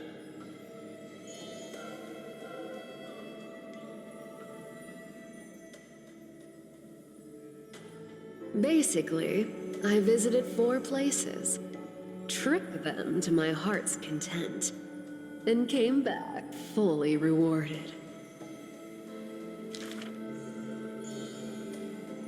The dawn will never cease, and the thief star wanders in foreign lands. How would you know that I am not lying right now?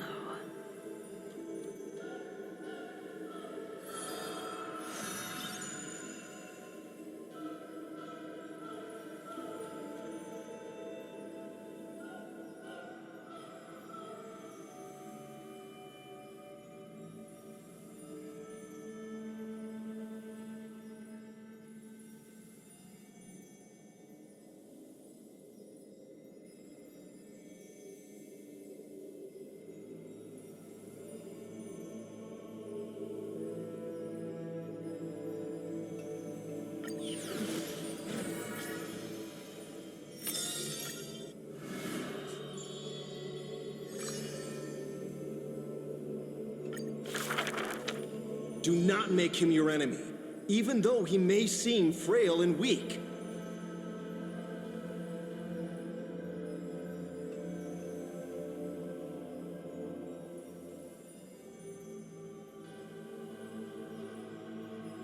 He may seem cold and unkind, but he sees through human emotions with just a peek.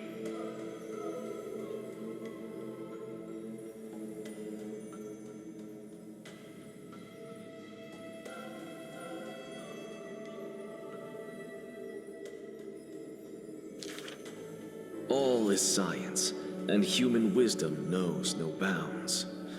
Both martial prowess and emotions are knowledge that can be found.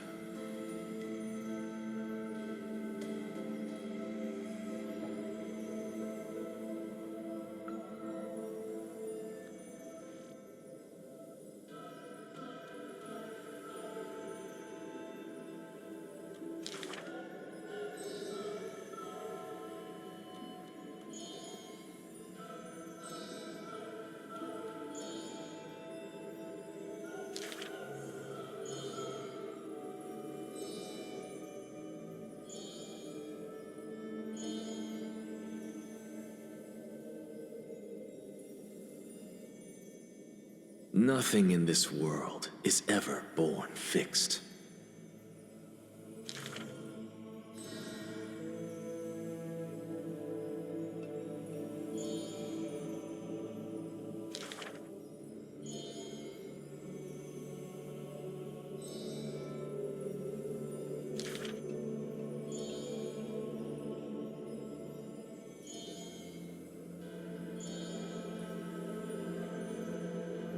I thank this misfortune's severity.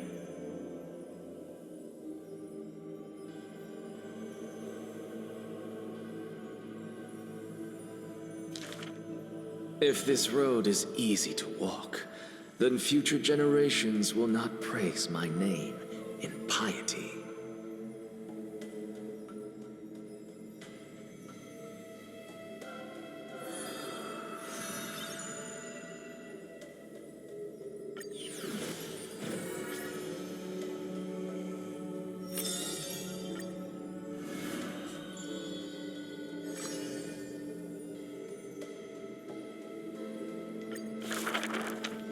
To die for glory is not eternal sleep. The world after death is superior to reality and basks in light.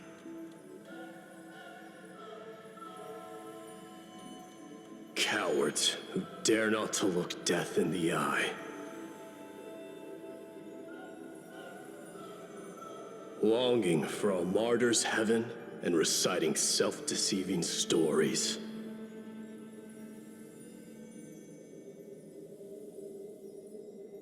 True warriors should treat that paradise with spite.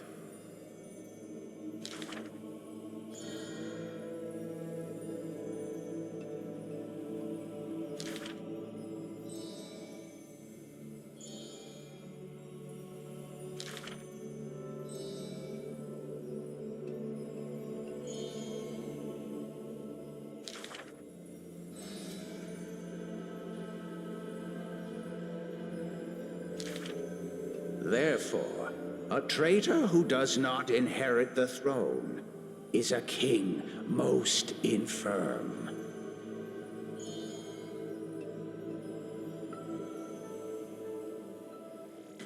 These are not rumors unfound. But will they matter if my deeds eclipse those of all other kings, achieving glory beyond? Never turning back in war, he seizes all our glory.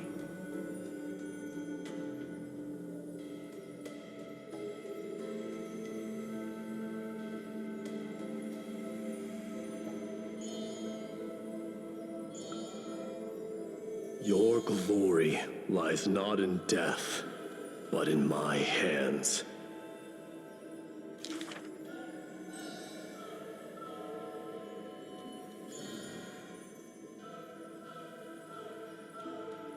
Did you already walk that flame-chasing road, O King?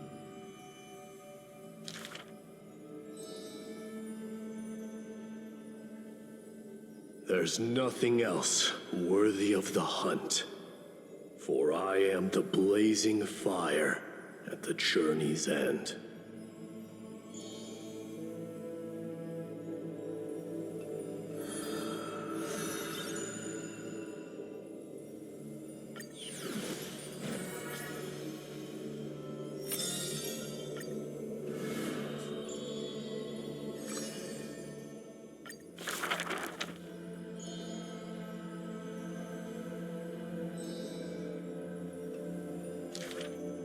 Before people pass away, I write down these poems.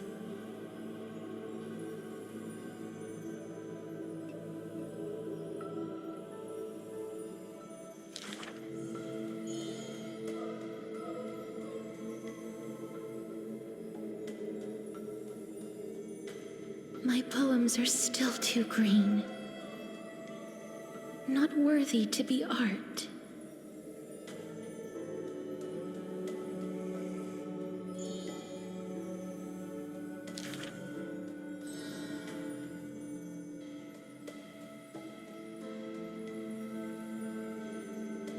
He and I clearly wish to kill and tear each other apart. But in your eyes, you think we are close, unable to part.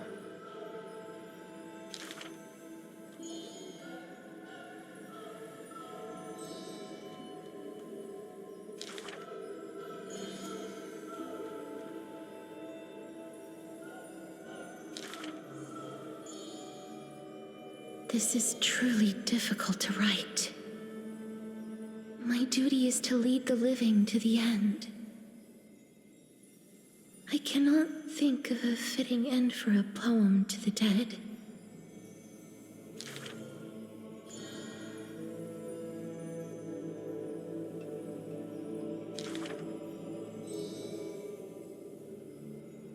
What she brings is not only death.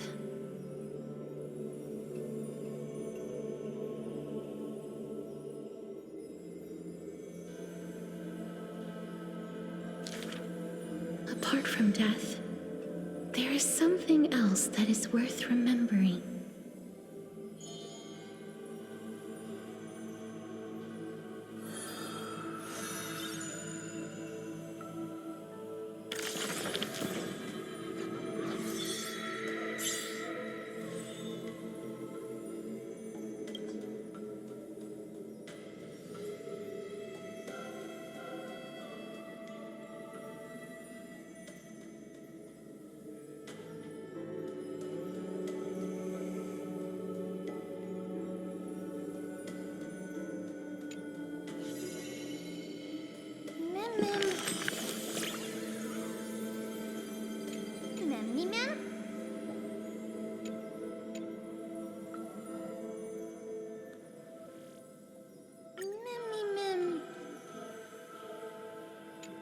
Mem! Mem.